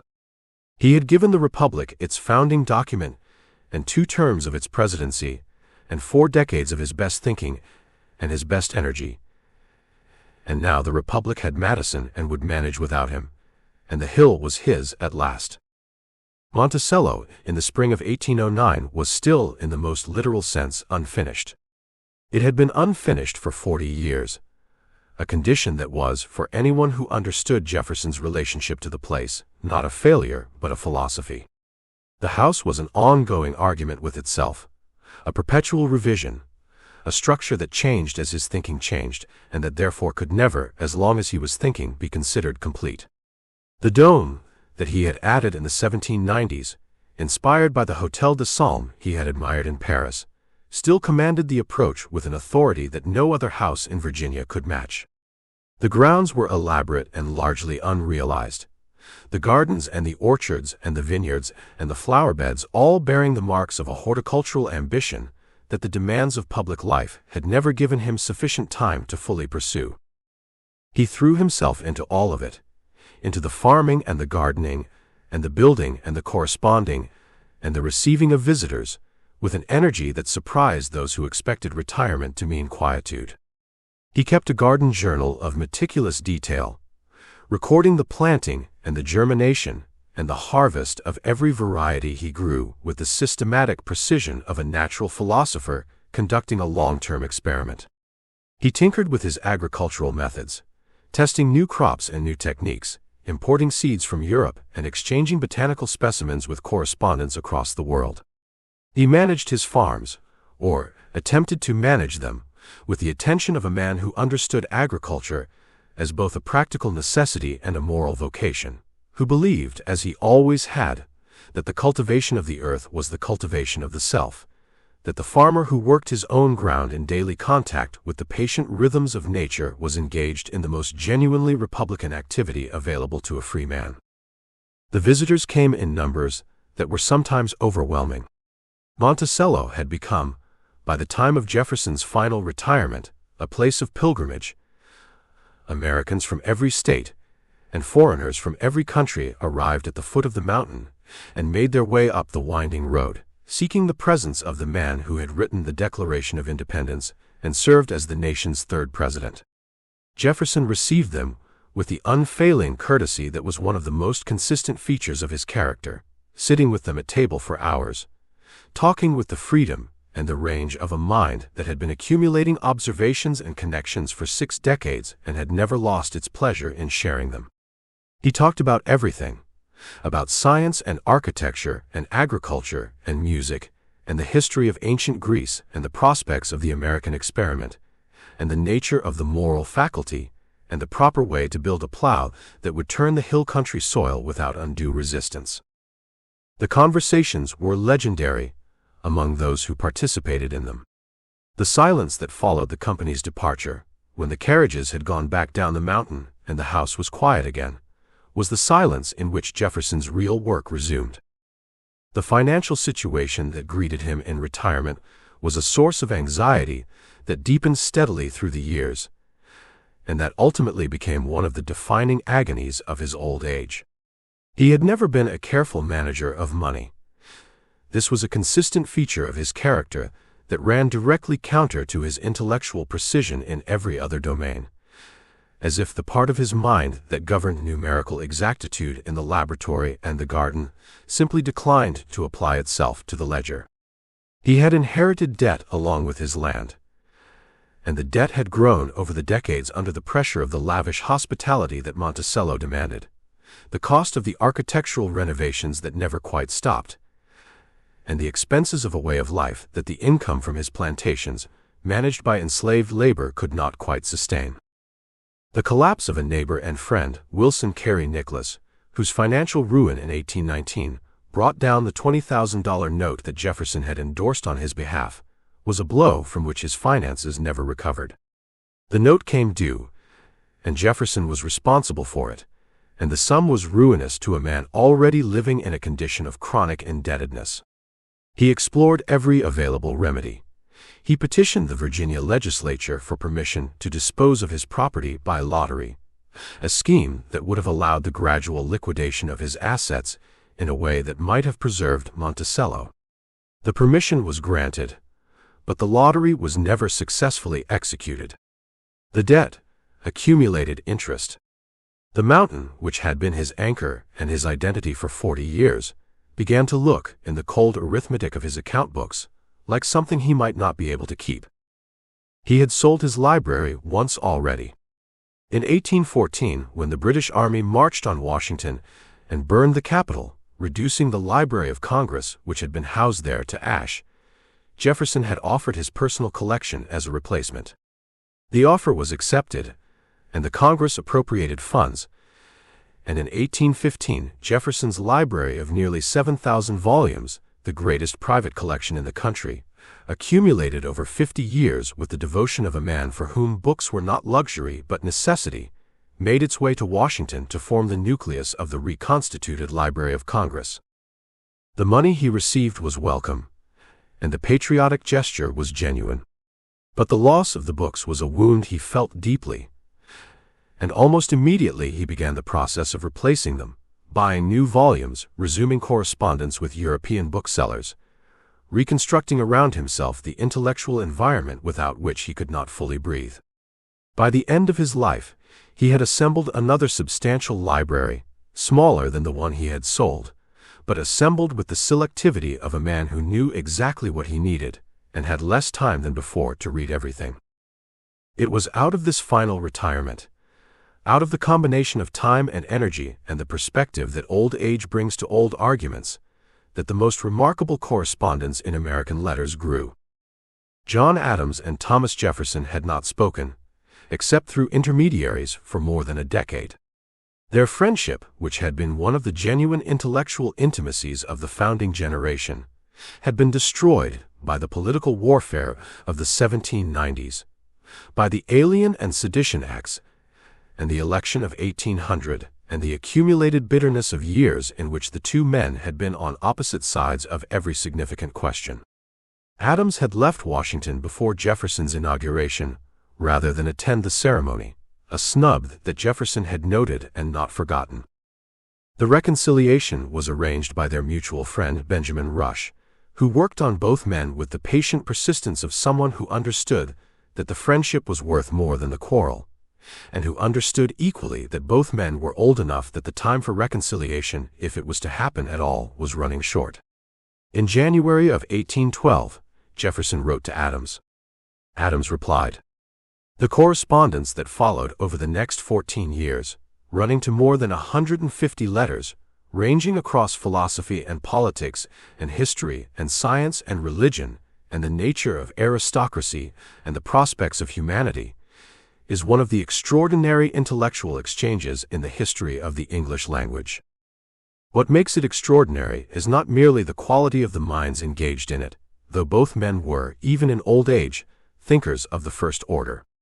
What makes it extraordinary is the quality of the freedom it achieved, the sense, palpable in letter after letter, of two men who had arrived at the far end of long lives and found themselves able at last to say exactly what they thought without the constraints of office or faction or the need to protect positions that were no longer being defended. They disagreed, often fundamentally.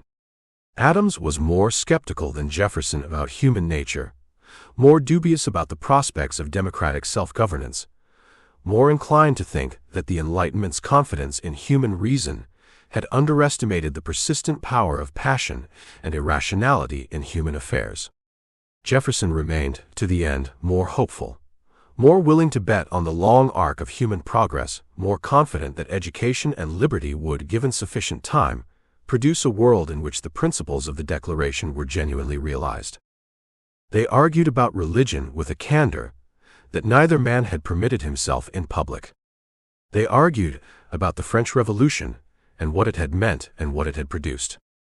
They argued about the nature of aristocracy, Adams maintaining that natural aristocracy was an inevitable feature of any human society and therefore needed to be managed rather than eliminated, Jefferson insisting that a genuine republic could create institutions that would allow natural talent to rise without the entrenchment of privilege. They revisited the arguments of 40 years with the equanimity of men who no longer needed to win them, who had arrived at the place where the quality of the thinking mattered more than the outcome of the debate. Reading their letters, one feels the presence of something that is not available at the height of public life, a kind of clarified wisdom that comes from having seen enough history to understand how it actually works, from having been wrong often enough to be humble about the next prediction, from having arrived at the age where the permanent questions reassert their priority over the temporary ones. But the great project of Jefferson's final years, the work that he himself would have identified without hesitation as the most important thing he did after leaving the presidency, was not a letter but a university. The founding of the University of Virginia was, in Jefferson's conception, the completion of the project he had begun with his bill for the general diffusion of knowledge in the 1770s. Education was, for Jefferson, not merely a personal good but a political necessity, the indispensable foundation of Republican self-governance, the mechanism by which a free society reproduced itself across generations, the means by which the principles of the Enlightenment could be institutionalized in a form that would outlast the men who had first articulated them.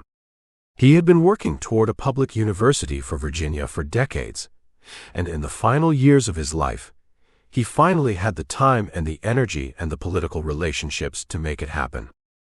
The university he designed was unlike any institution of higher learning that existed in America. He called it an academical village, and the phrase was not merely picturesque, it described a genuine architectural and pedagogical philosophy. Rather than a single large building in which students and faculty were housed and taught in undifferentiated proximity to one another, he imagined a community of separate pavilions, each housing a professor and the students who studied with that professor, arranged around a long rectangular lawn that was open at one end to the landscape beyond. The rotunda, modeled on the Pantheon in Rome, anchored the closed end of the lawn, housing the library, characteristically the library rather than a chapel, in an architectural statement of where knowledge was to be found and worshipped. He designed every building himself, working from his beloved Palladio, adapting the classical vocabulary of the ancient world to the Virginia landscape with the fluency of a man who had been thinking in these forms for 50 years. Each pavilion was different. Each presented a different face of classical architecture to the lawn, so that the university became simultaneously a community of scholars and a living textbook of architectural forms. He specified the curriculum, the faculty, the organization of the disciplines, the relationship between professors and students, and the absence of a divinity school. This last and non-negotiable condition that reflected, once again, his absolute conviction that religion and education occupied separate spheres whose integrity required their separation. He lobbied the Virginia legislature for the funding. He recruited faculty from Europe. He supervised the construction from Monticello, riding down to the site, his aging body making the journey more difficult as the years passed, to inspect the progress and redirect the workmen and ensure that what was being built matched what he had imagined. He was 76 years old when the university opened for students in March of 1825, and the opening was, by every account, the deepest satisfaction of his final years, the moment when the long work became visible, when the idea became a place where young men could come and learn and think, and emerge prepared, as he had been prepared by Wythe and Small, and the great tradition of Enlightenment inquiry, to engage with the permanent questions that a free society required its citizens to face. He was dying by then, though the process was gradual enough in its early stages to permit the illusion of resilience. His health had been declining through the early 1820s, the accumulated weight of 8 decades making itself felt in a body that had once been formidably strong. He wrote less. He wrote fewer letters, though he continued to write. He sat longer in the chair on his terrace and looked out at the landscape that had been his constant companion for a lifetime. The Blue Ridge in the west holding its position as it always had, the Piedmont unrolling below him in the colors of whatever season it was, the same view he had commanded from this mountain since he first began to clear its summit 60 years ago. He was aware, with the unsentimental clarity that characterized his relationship with facts of every kind, that the end was approaching. He had watched it approach for long enough that he had arrived at something like equanimity about it. Not the equanimity of indifference, but the harder equanimity of a man who has thought carefully about death and has arrived at a position on it, as he arrived at positions on everything through reason rather than through faith. He did not believe in the Christian afterlife, or at least, he did not believe in it in the orthodox sense. His religion was a private and idiosyncratic construction, drawing on elements of Jesus' moral teaching while rejecting the supernatural framework in which that teaching had been embedded. He faced the ending with the self-possession of a man who has concluded that what he has done is sufficient, that the books he has written and the buildings he has built and the institutions he has founded will outlast the particular body in which all of this was accomplished. In the final days of June 1826, he was confined to his bed. He wrote, on the 24th of June, a letter declining an invitation to attend the celebrations in Washington, marking the 50th anniversary of the Declaration of Independence. The letter was among the last he wrote, and it was, in its way, a summation, expressing his hope that the Declaration would be to the world what he had always intended it to be, a signal of the arousing of men to burst the chains under which monkish ignorance and superstition had persuaded them to bind themselves, a reminder that the mass of mankind had not been born with saddles on their backs, nor a favored few booted and spurred ready to ride them. He slipped in and out of consciousness through the first days of July. His family gathered. His physician attended. The household at Monticello, the enslaved men and women who had built it and maintained it and made possible everything that had happened within its walls, continued the work of a great house preparing for the end of its master's life. On the night of the 3rd of July, he roused himself enough to ask whether it was the 4th. He was told it was not yet. He held on. On the morning of the 4th of July, 1826, at approximately 12:50 in the afternoon, Thomas Jefferson died at Monticello. He was 83 years old. It was the 50th anniversary of the Declaration of Independence.